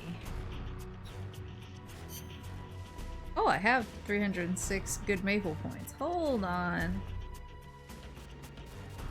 I'll do the Gustav. The Gustav, and I don't know if I have the juice for anything else. No. Yes, yeah, so that one should unlock 47. What's the... Hold on. I just pulled up the guide. 47, 48, then goes to 91, which looks like it's probably attack chopper custom. 49, 75, which looks like it'll be lab types E custom. Got it. Alright. Well, for now,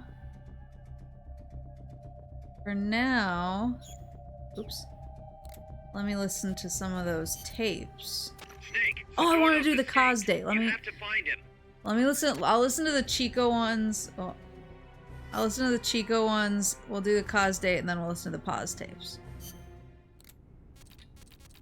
It's the love, right? Hey, what's with all this sighing? You're not your usual self. Oh, Snake. Something on your mind? Huh? No, not really. I guess. Hey, Snake. Girls are funny, you know? You can never tell what they're thinking. They're always doing their own thing. Maybe they really are different from us men. Whoa, what's this about now? Chico, do you have a crush on somebody? No, it's not that. I just... What? Go ahead, you can talk to me. Whenever I talk to Paz, my heart starts pounding and everything I say comes out wrong. Paz? I guess she is pretty close to your age. That ever happened to you, Snake? Well, sure. Happens to everybody. Well, how do I talk to her? That is a tough one. Why don't you try, talking to her like you talk to everybody else. No, it doesn't work. I freeze up every time I'm around her. Our eyes meet and my face starts burning for some reason. It's like living on the battlefield. You just have to get used to it. You're nervous at first, but the more you're out there, the more natural it feels. Get your courage up and go talk to her more often. Oh, okay. Man, girls are more full of mysteries than UMAs. Oh, you got that right.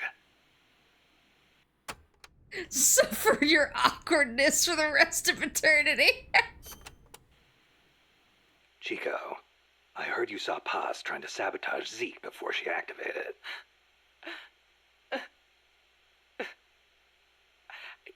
I should have stopped her. If only I hadn't run away. I could have captured her before she got inside. If I'd done that, she'd still be here. She was carrying a gun. Probably trained to use it too. Don't blame yourself. You couldn't have stopped her anyway. You were unarmed. Could have at least talked to her. If I'd promised not to tell anyone, Paz wouldn't have gone and done what she did. It's just I was so shocked. I panicked. Ran away. Chico, when you saw Paz, she was trying to sabotage it, right? Huh? Well, yeah. And right after that, she took control of it, tried to make me surrender. Something doesn't add up. Why would she sabotage Zeke when she was about to use it against me? What? Her actions were inconsistent. Even for a spy. If she wanted to destroy Zeke, she could have done it and run away. But if her goal was to steal Zeke, she'd have no motive to sabotage it. I don't know. Maybe your seeing her caused her to change her plan. I don't get it. Huh. Interesting. And then, oh. Pauses. We already listened to Pause's tape. Pause's diary. As of today, I will be living here at Mother Base. Now my real trial begins. Zadornov was paying my room, board, and tuition, but he has since been captured. I told the man that with no more money from the KGB, I could no longer afford school. He bought my story, and when I said I would be willing to work, he took pity on me and let me stay. For some reason, Miller really pled my case. That was helpful, but the man is still a fool. His men are no better. They think their training makes them strong, but that kind of strength is nothing in the face of true power. And better yet, they wait on me hand and foot, believing I am just a schoolgirl. Looks like I won't be working too hard after all. Just today, while scouting out the living quarters, I saw a group of them in the corner of the deck making a fuss. Going over for a look, I saw they were feeding a kitten. A bunch of grown hard men, and they're the ones acting like schoolgirls. Look, isn't he cute? What is wrong with them? Disgusted, I just nodded and smiled. I must stay in character after all. I indulged their chit-chat for a few moments. Then one of them asked me to give the thing a name. They had just taken it from its mother. I named it Nuke. I improvised some nonsense about how our compassion for living things can help prevent wars. The men gave me a little fish. I held it out in my palm and the kitten happily ate it up. What a pathetic, feeble creature. It sickens me. Calm down, Pa. Yeah, you wouldn't get it. Today, Chico invited me to go fishing with the soldiers. I suppose finding one's own food does have its merit, but I prefer not to be involved in such a degrading task. And their prattling on about fishing being fun is nonsense. I'm not here to find playmates. Nevertheless, distasteful as it was, I went along in order to maintain my cover. Chico thrust a fishing pole into my hands, and we went up onto the deck where several soldiers had gathered.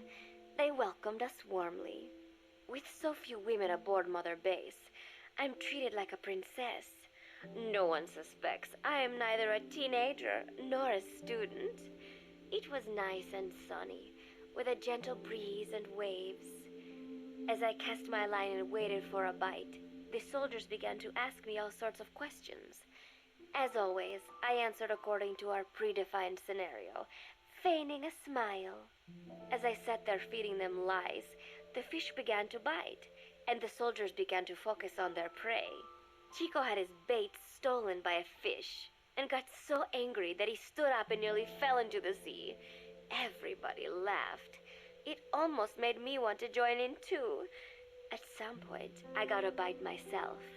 The instant after I felt that first gentle tug, the fish yanked the line with astonishing strength, and I let out a cry of surprise.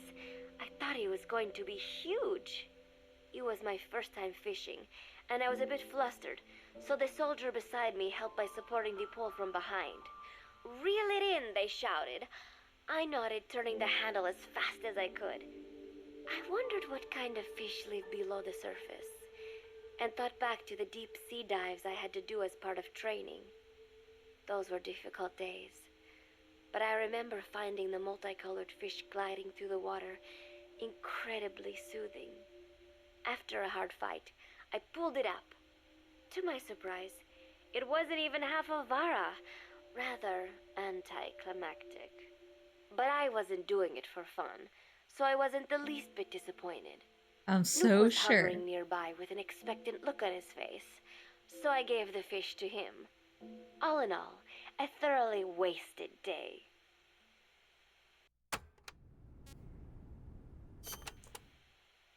Preparations are coming along nicely. No one suspects me of being the one to let Zadarnov out of his cell. Today, Amanda and I taught Cecile how to make gallo pinto. It is a simple home-cooked dish consisting of black frijoles mixed with arroz. It is well known throughout Central America, not just in Costa Rica, so it is no surprise that a Nica like Amanda would be good at making it. But I was raised in the States from a very young age, and can hardly even remember my mother's gallo pinto. Having to make chit-chat with that clueless bird lover and the so-called revolutionary was excruciating. And, clueless or not, I will need to be especially careful around Cecile, the one who actually recorded that tape. Thankfully, Miller and his men seem to believe I mistook the tape I found for one my friend made. In any case, one can never be too careful. Anyway, the three of us minced garlic and herbs, then cooked them in a pot with frijoles we'd soaked overnight. While waiting for them to cook, we sautéed onions and arroz in a frying pan. Cecile worked the frying pan according to Amanda's directions, but seemed a bit glum. She does have a knack for cooking, though. She is French, after all. We added water to the pan and watched the arroz begin to steam. While we waited, Amanda shared memories of her mother with us.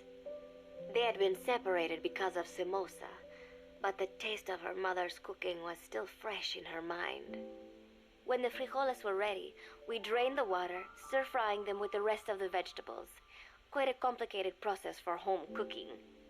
Nonetheless, it kept them occupied. The longer we sat and talked, the greater the chance of my arousing their suspicions. With women, it is not enough to just bat your eyelashes and giggle. It takes a lot of effort to divert attention. When the arroz was done cooking, we folded it into the frijoles and added salsa, stirring the mixture as it simmered. At this point, for some reason, the conversation turned to romance. Why does it have to be that way whenever women get together and chat? Cecile fancies herself to be well-versed in such matters, and gave Amanda all sorts of advice. It was harmless enough, until, to my irritation, she began pestering me whether there was anybody I liked. "Not right now," I said, trying to dodge the question. But she pressed on. "It's Snake, isn't it?" I gritted my teeth and played it coy. "Maybe." Cecile nodded and giggled. "He is pretty sexy, isn't he?" What a ditz! It's all I can manage to just survive. The thought of romance has never once crossed my mind. I have no interest in that kind of man. Soon enough, a rich aroma began to fill the room. The gallo pinto was ready. New came over and rubbed up against our legs, looking for a handout. Unfortunately, it was not the kind of food a cat would like. We let a few of the soldiers have a bite, and then headed off to the mess hall. The home-cooked flavor we'd achieved was a big hit with the men of MSF. Not that we are trying to impress them or anything. Even I could manage a dish like that. Snake enjoyed it too. Let me make this absolutely clear. I have no interest in that man. Uh-huh. So is the 10th entry actually the next one, or are there others I should try to get? I should try to get in between. Before, no? Okay. There are others. Okay, I'll wait, and I will, that's the last actually. Okay. But so Paz's diary is just in Ground Zeroes from the get-go.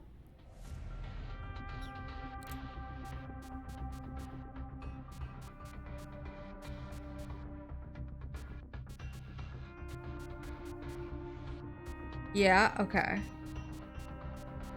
Interesting. So I might I mean, I'm gonna do Kaz's date. Date with Kaz. Snake, the sunsets are so pretty here. Stop it. Feeling okay, Kaz? Yeah, I mean, I've got MSF business to think about and all. But sometimes it's nice to just sit and watch the sunset, you know? Yeah. Snake, would you be up for going to the coast to watch the sunset? Just the two of us?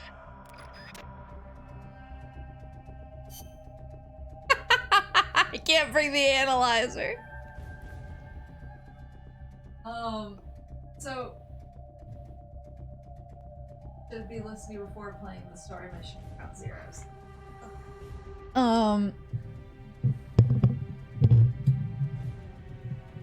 Do you have access to the tapes before the story mission in Ground Zeroes? No, thank you for the subscription. What is Kaz cooking?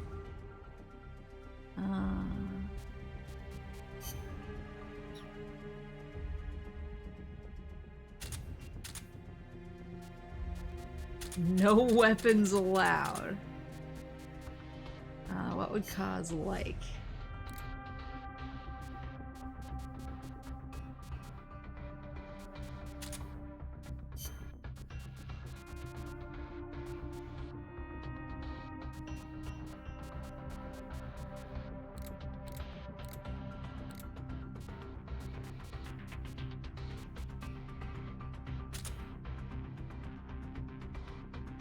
You get the tapes at the start of the game. You can listen to the start, I think. Okay. To S-rank the date missions, it depends on the co-op comms used. Miller likes more military type ones. Okay.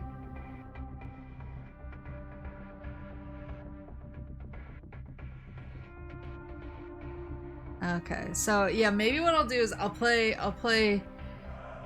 Kaz's date, and then next week we can start Ground Zeroes, and I'll listen to the rest of the tapes in Ground Zeroes before we dive into the story there.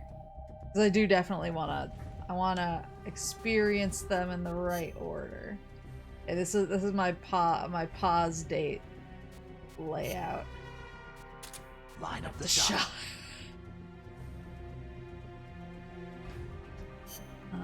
Let's line up the shot. Say goodnight down on the ground. Guess it's time to launch some fireworks.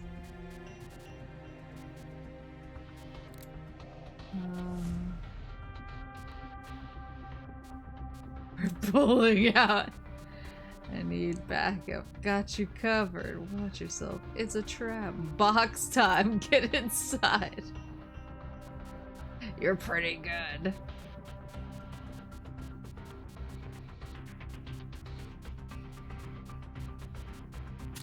Hut. Kept you waiting and stuff along those lines? Okay.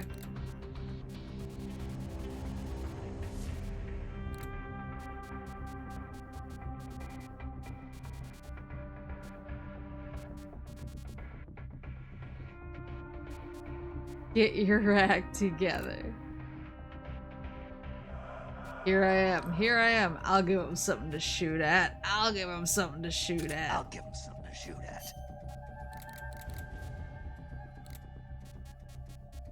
Keep him busy for me.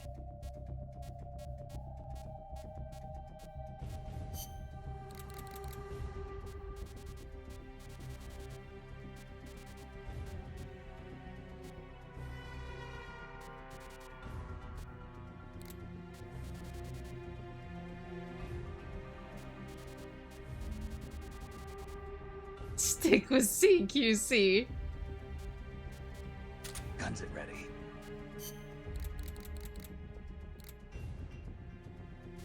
We are still in this fight.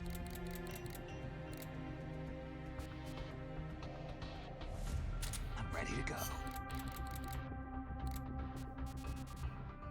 I'll pick up your bones when I'm done. I'll be sure to notify your next of kin. Go, go, go.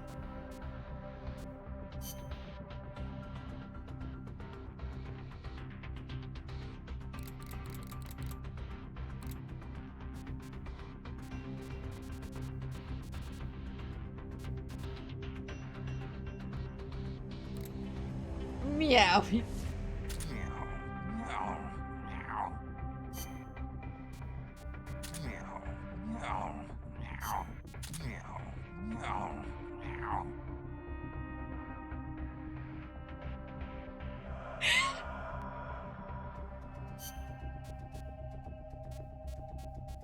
Rest in peace.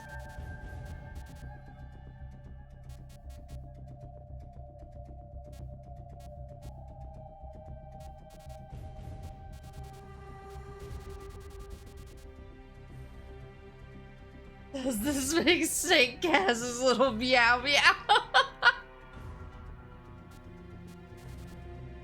The best ones die young.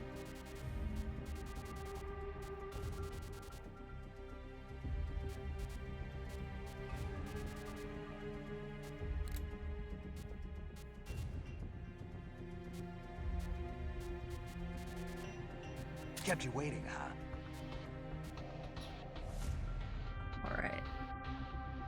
Alright, let's try this.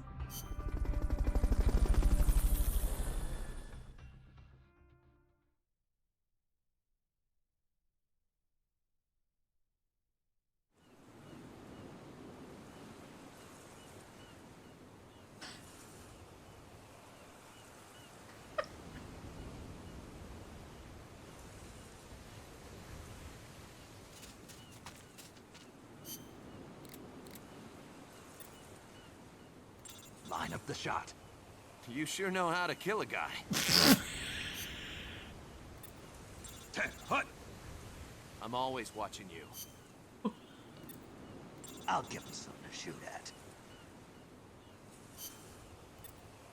Keep him busy for me. Lay off. There's nobody else around. Guns at ready. That's right. We can do this. There you go. I'm ready to go.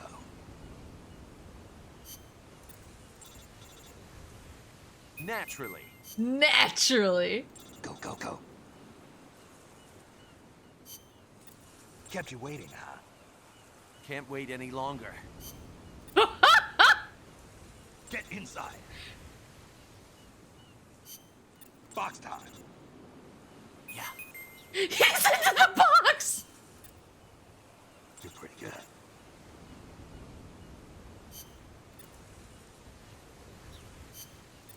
That's good stuff.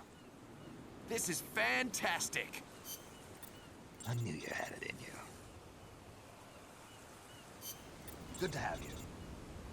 Hey, come on now. We're friends, aren't we? Box time. Box time. Yeah.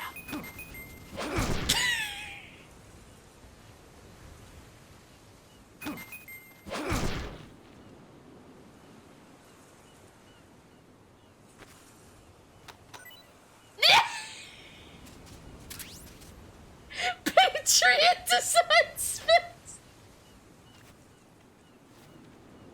Did you bring a camera? No, I don't think I did, no. I should have brought a box. I didn't bring the damn box. Frick!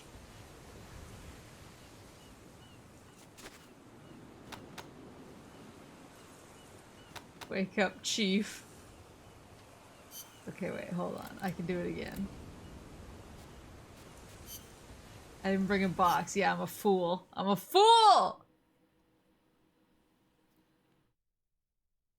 Go on a date and you don't bring a box. Classic faux pas. Snake.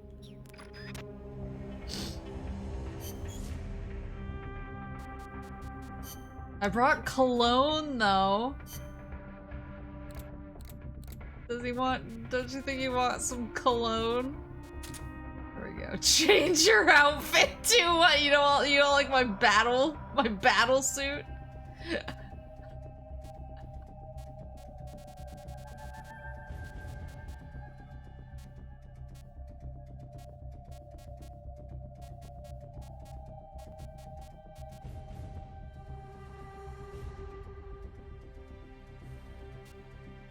There we go. Tuxedo.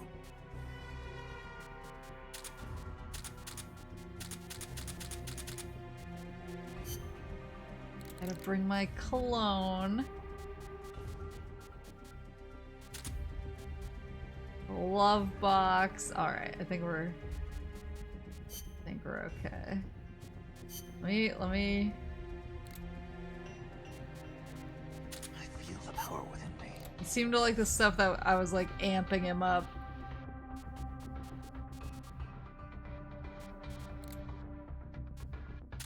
You can do this.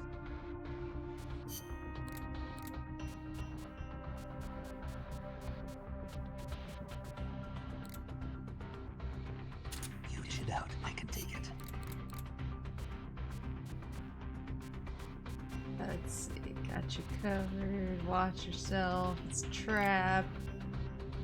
Knew you had it in you. You're pretty good. I knew you had it in you.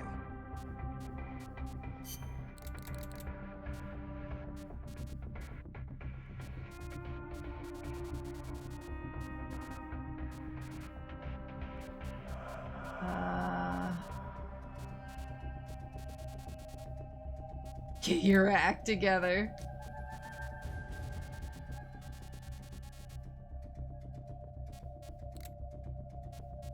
I'm with you. I'm with you.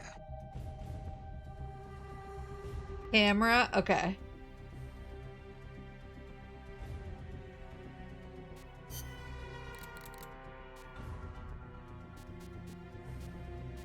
I'm counting on you.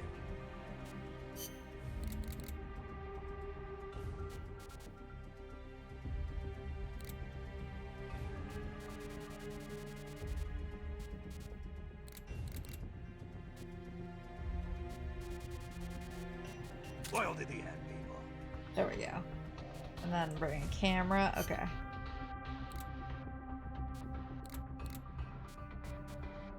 There we go. Tokimeki Memorial looking kind of different.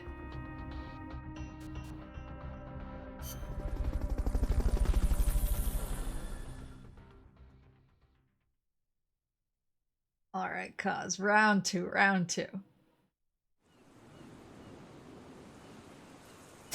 The tuxedo.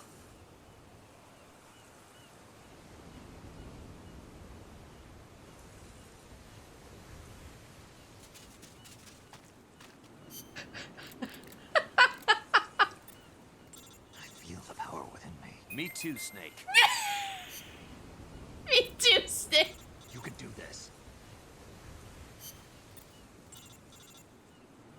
Okay then, here I go. What?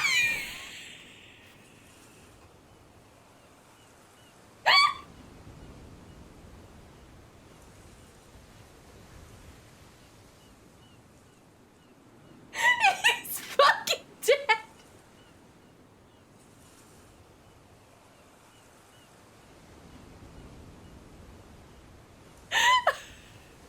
She could not, in fact, take it. had it in you. Naturally. Pay you back. Box time. Yeah. Yeah. I'm good to go.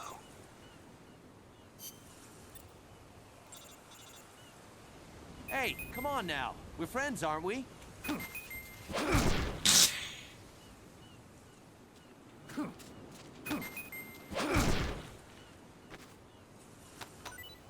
There we go.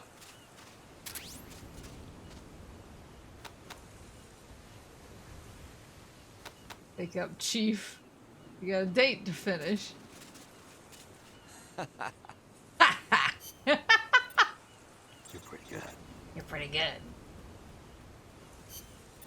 That's good stuff. That's good stuff.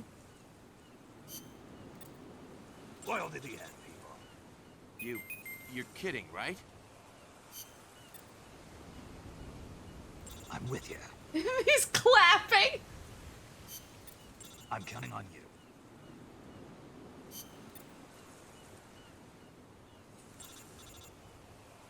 Look who's talking.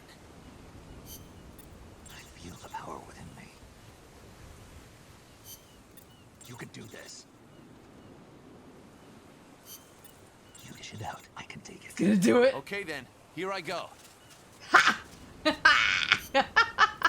knew you had it in you. All right. Box time. Yeah. Kept you waiting, huh? I'm good to go. The way he claps is killing. Right. Right. Good to have you. This is the ideal date for men. Loyal to the end, people. You're kidding, right? That's good stuff.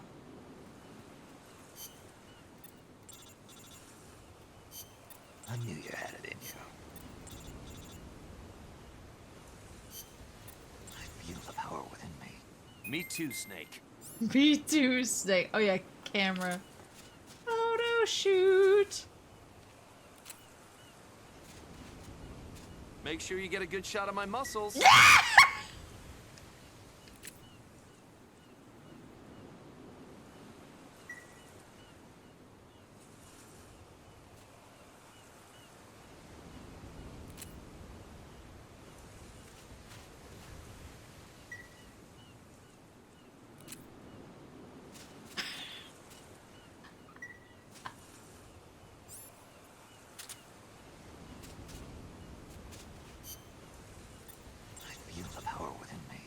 All right. I have not seen the music video for Love Deterrence.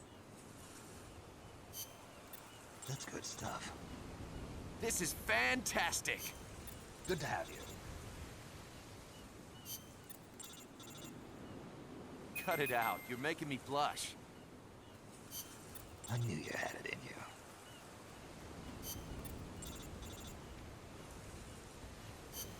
Kept you waiting, huh?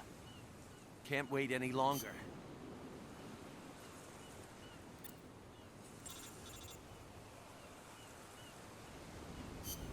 Get inside. Right. I'm good to go.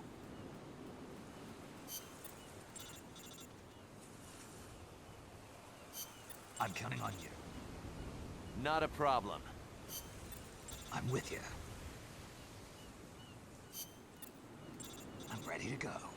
Anytime. Loyal to the end, people. I feel the power within me. You can do this. Oh, Snake, you're gonna make me cry. You dish it out. I can take it.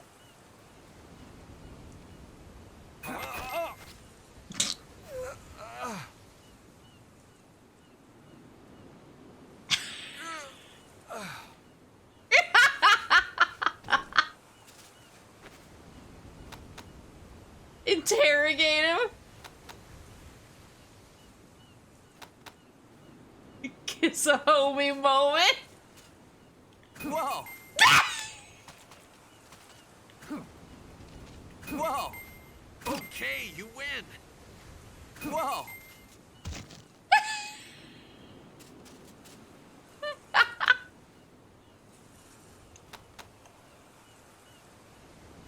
Wake up, Chief.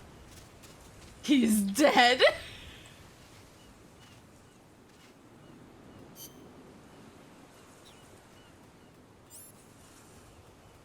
Can I interest him in a love box? Ugh. Oh, sorry, Chief. What's your problem? Sorry. I feel the power within me. Okay, I get it. Box time. All right. No. You're pretty good.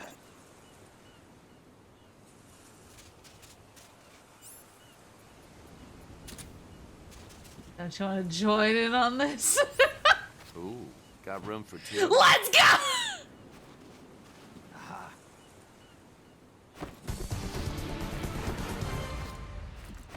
Glad to be with you, boss.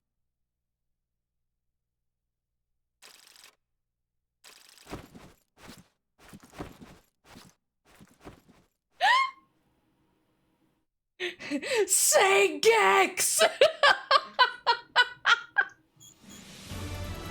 Oh my god, I got the S rank!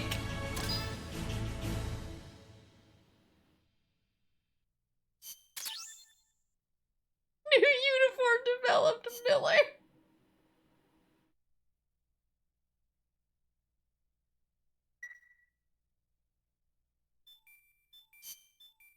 Check, see if you have a new tape now. Okay. Damn, you can just wear him now. I'm going there to claim your swim trunks.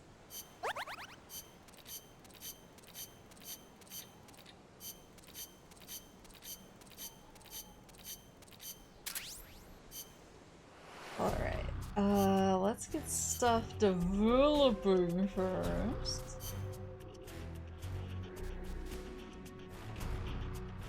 Maybe the RPG. The RPG.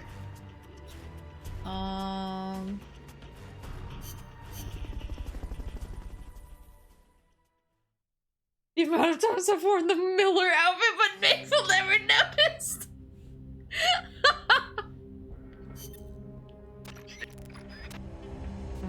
Yeah, let me check the tapes. I don't think I got a new tape.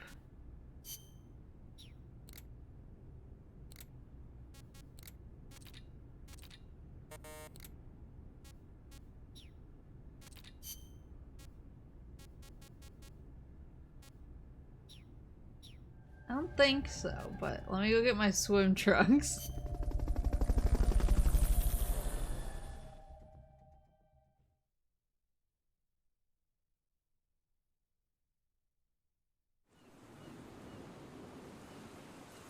It's just Snake's stance is killing me. Another important tape you need to listen to is something about Cecile's name. Okay. I will fire that one up right after. Where's the swim trunks? Should be on the pier, right? Damn, why isn't he naked? Where are they? Where's my swim trunks? I just go hide in this cave over here.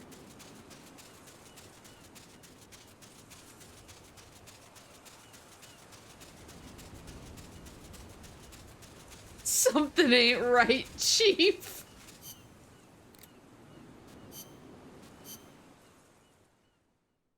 Let me listen to Cecile talk about her name.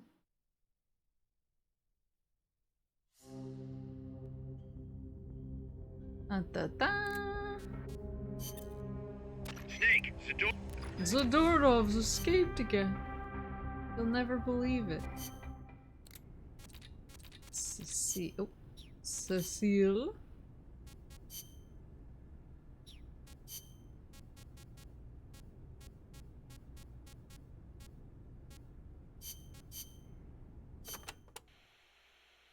Never heard the name Cosima before.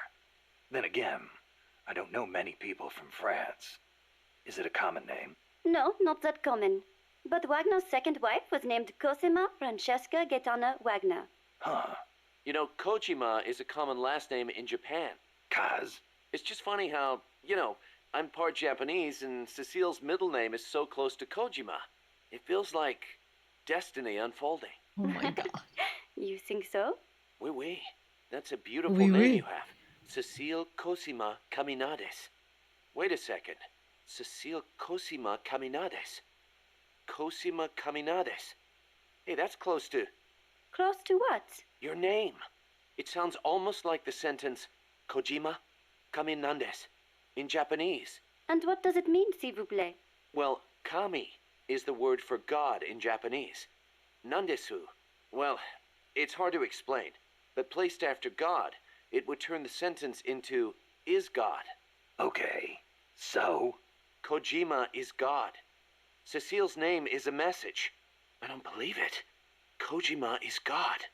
Kojima is God. Stop it! Kaz? Cause? How are you enjoying Mother Base so far? Ah, it is wonderful. Good to hear. I was worried someone as cultured as you would find the plant a little uncouth. Uncouth? Ah, you've got albatross, and frigate birds, and terns, and tropic birds. Seabirds I have never had a chance to see in France. Oh, well, great. Sorry. I know I should not spend all day chasing birds. Is there anything I can help with? I appreciate the offer, but I'm not sure what I could ask you to do. Well, I'm certainly not cut out to shoot a gun. Cecile, where'd you learn to move through the forest like that? The birds weren't scared of you at all. Becoming one with the forest is the very essence of bird watching. They won't behave naturally if they sense a human nearby. And that can really affect your observations. I see.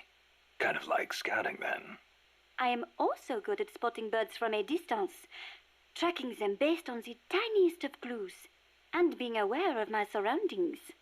You're starting to sound even more like a scout. The only way to find a bird is to think like a bird.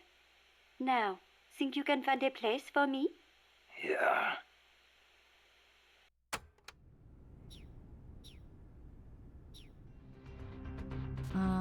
Let's see. What was the thing I was just thinking?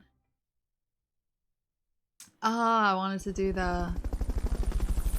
You need to S-rank the pause date for swim trunks. Ah, okay, gotcha. I want to do the recruitment.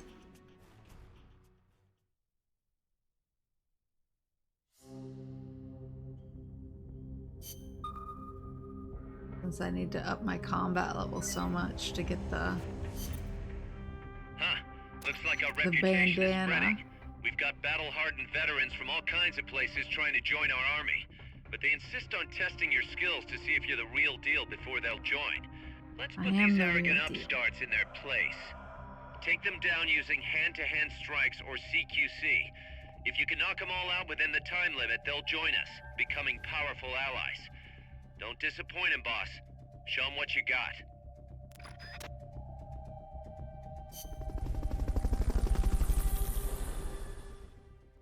Wonder how many dudes there will be.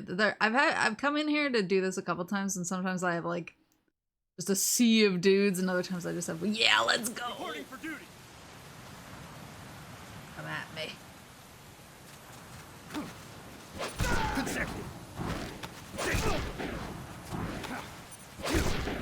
Oh, we got the quadruple, the quintuple. These guys are good. Oh, that's a woman. Better than that. Woman. Just landed on that other guy. You win this one. Female.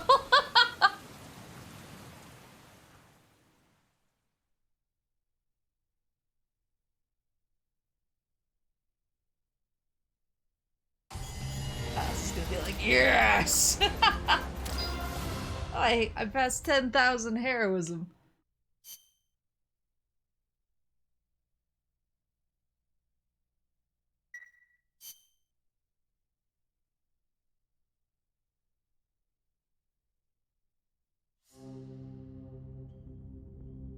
Alright, let me see what those guys were, and then I'll see if I can recruit again.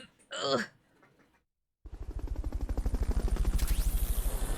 Impala. Like a Chevrolet, Fantail, Honey Buzzard, Jabiru, Oribi. Ooh! This guy is actually a great soldier. Another good combatant, stun bot.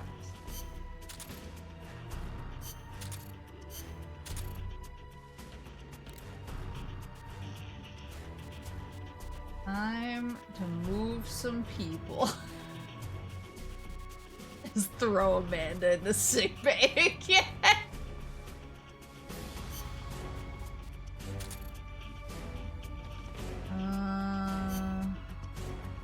My R&D, I don't think I need D's anymore.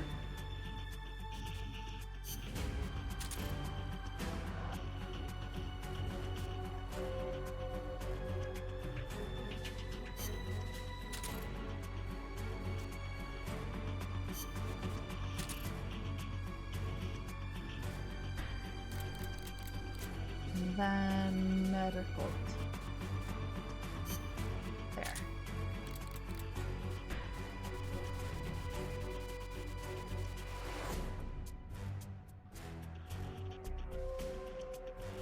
Okay.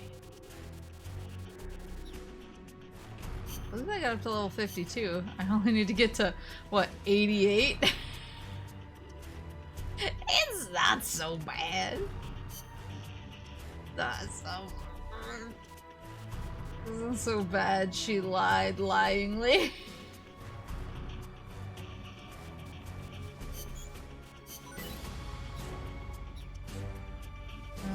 Let's see if I can get more of those guys. Slash females. If it makes you feel better, I'm not even at combat level 88. Well, I gotta get there. I need my band-aid. I have plans. Huh. Looks like our reputation is spreading. We've got battle-hardened veterans from all kinds of places trying to join our army. But they insist on testing your skills to see if you're the real deal before they'll join. Let's put these arrogant upstarts in their place. Take them down using hand-to-hand strikes or CQC. If you can knock them all out within the... Yes, I know. I know, Kaz. Don't worry. If I simply make this game my entire personality, I'll reach that level in no time.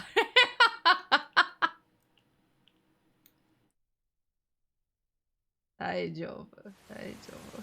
Oh, look at all these! And some females as well! Females. That all you? Yeah, baby! I got it all. These guys are real. Oh my god, These guys are got good. the 6! These guys are good. Come on, let's go. Woman!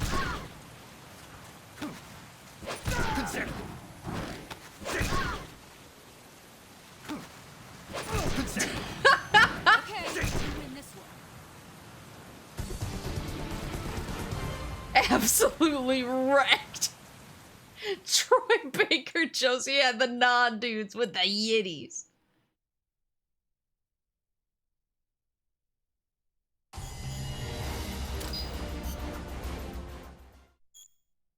New staff trying to join have put your roster over. Oh no. Oh no.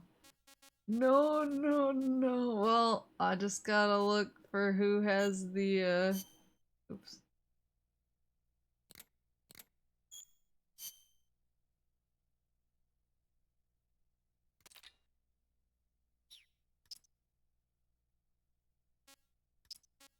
Who has the woobly woos? Need to get rid of one more? For now. Oh, no. Sorry, guys. You're fired. Sorry, guys.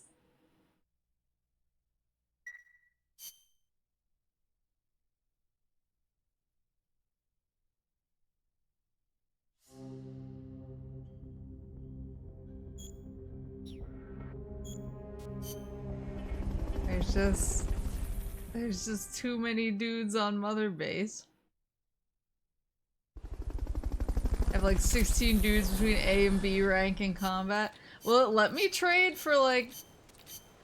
Because I have so many dudes who are not amazing. Combat unit. B. C.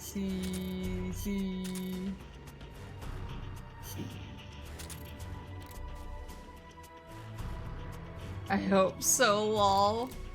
We can try, but it was mad at me last time because it was like, oh, all your dudes are terrible, and I was like, I know. Brother, I know.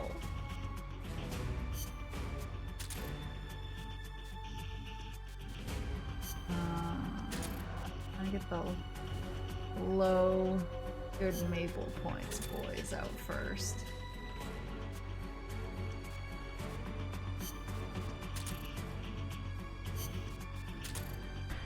There we go.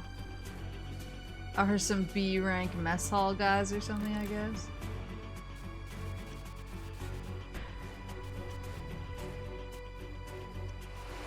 You have hagfish.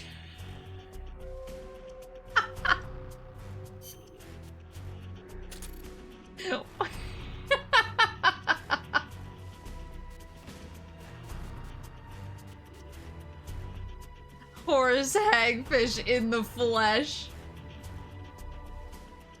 Let's see.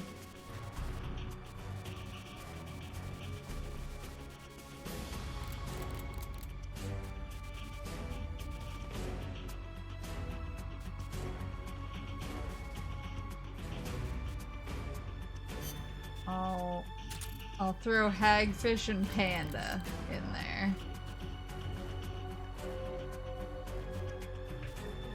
Boy, I'm getting full again. Hold on.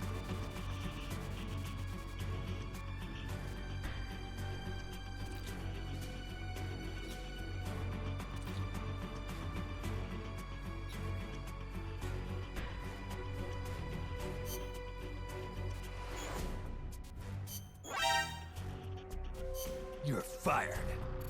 Sorry! Trade?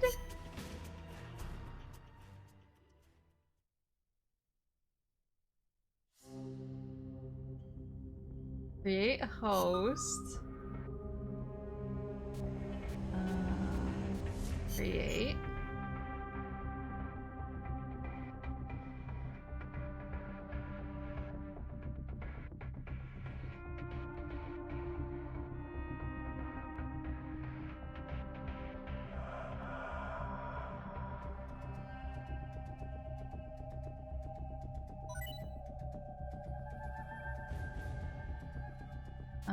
So I got... Oh, I see. Staff to receive. Do you think we can get them to...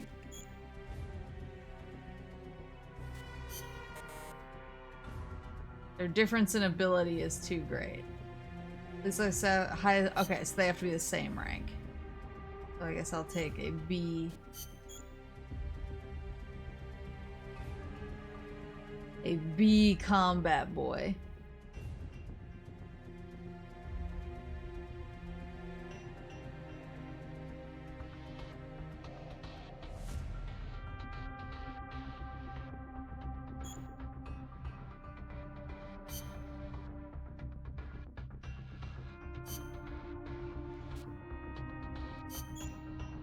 What does it accomplish swapping the same rank? Well, I'm trading mess hall for So I guess it's just like if you have more of one type of dude and you need another type of dude.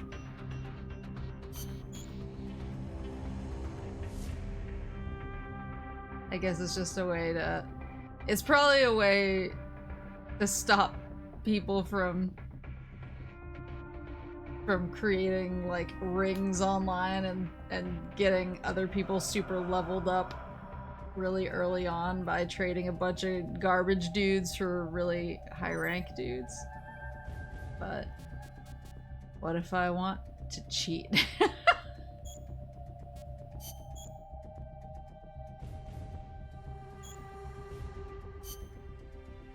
There we go.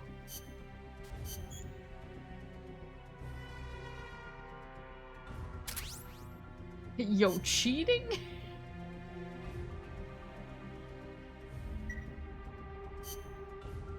Alright.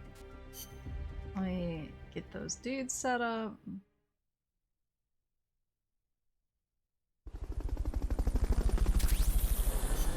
Antelope and butterfly. Miller will be thrilled. And... oh, now they're A's. Even though they were B's. I don't understand how this system works. I'm gonna be real. I'm the dog at the computer that's like, I don't know what I'm doing.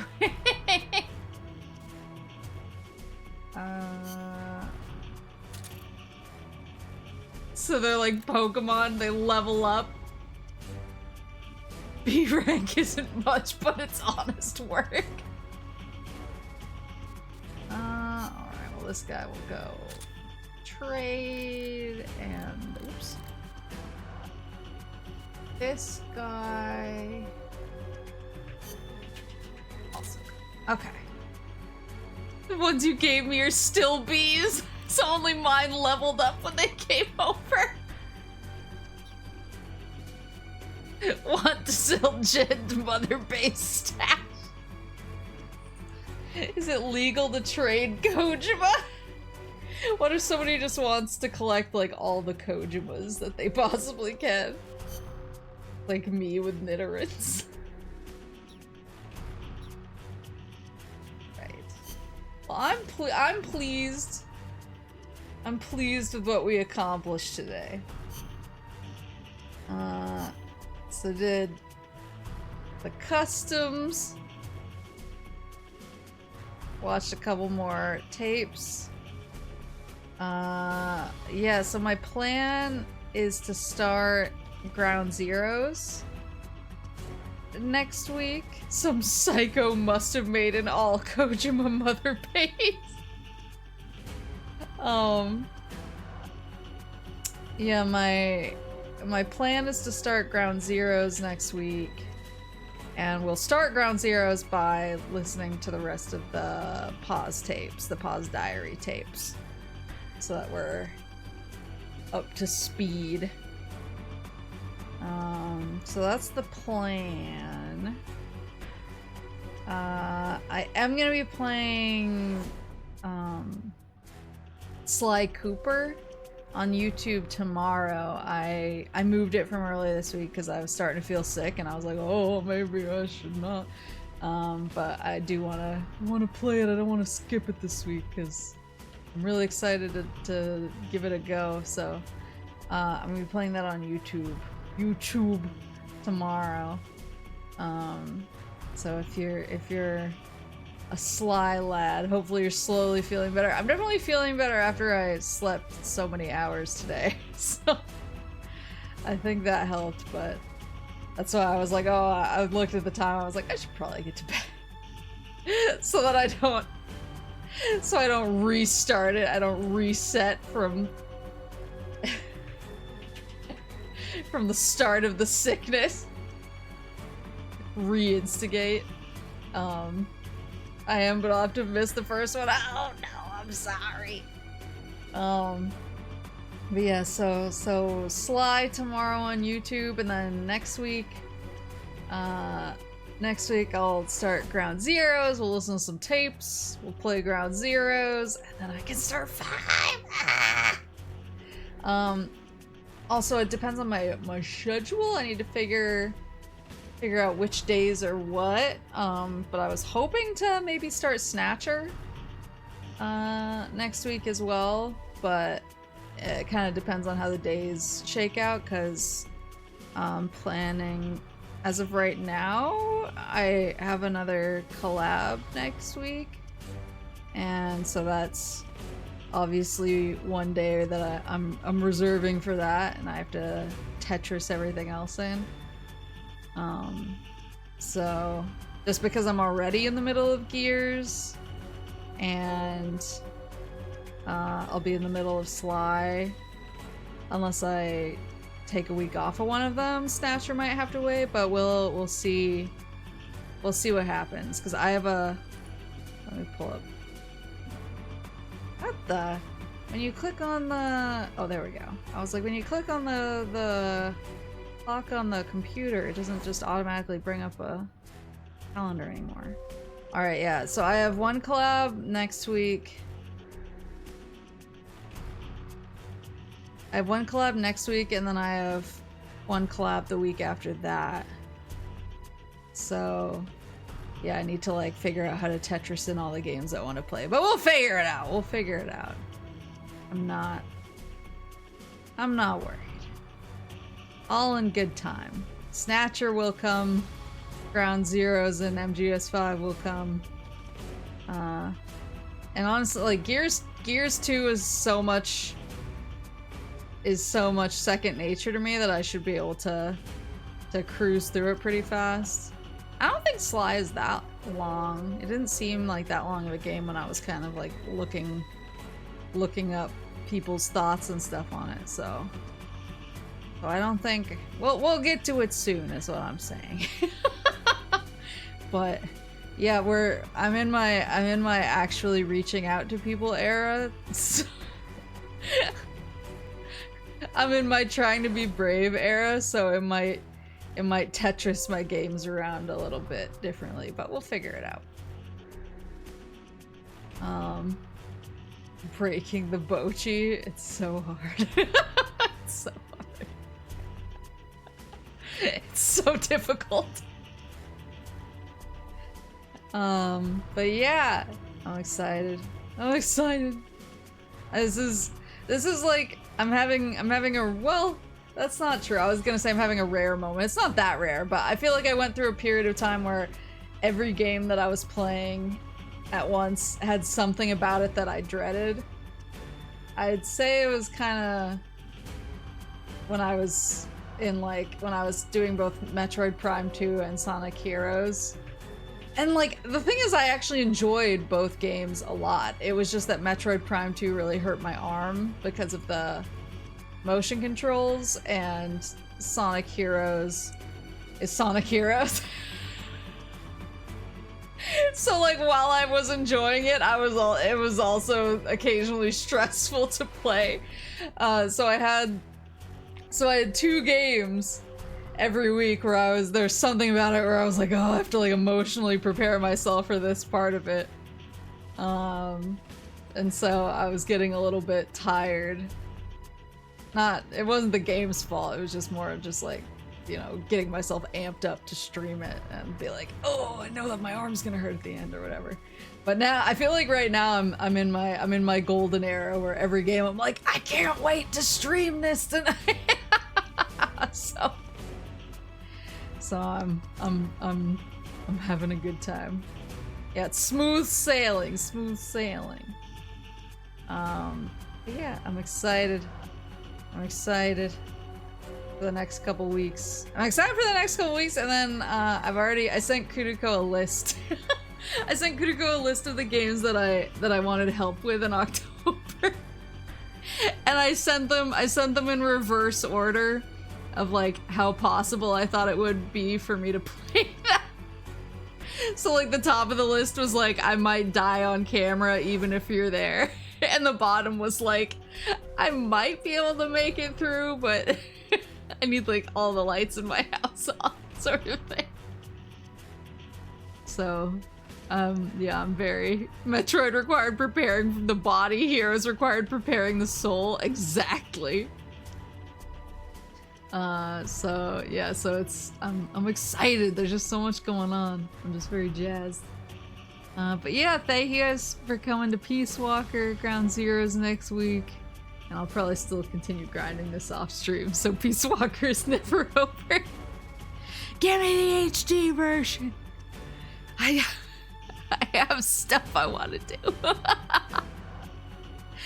But I'll see you guys for Sly tomorrow on YouTube. And I hope you have a good rest of your night, or your morning, or your afternoon. This is the HD version. I want the 4K version. Hope you have a good rest of your night, or your morning, or your afternoon, or whatever it is, wherever you are. And Otsu Moose!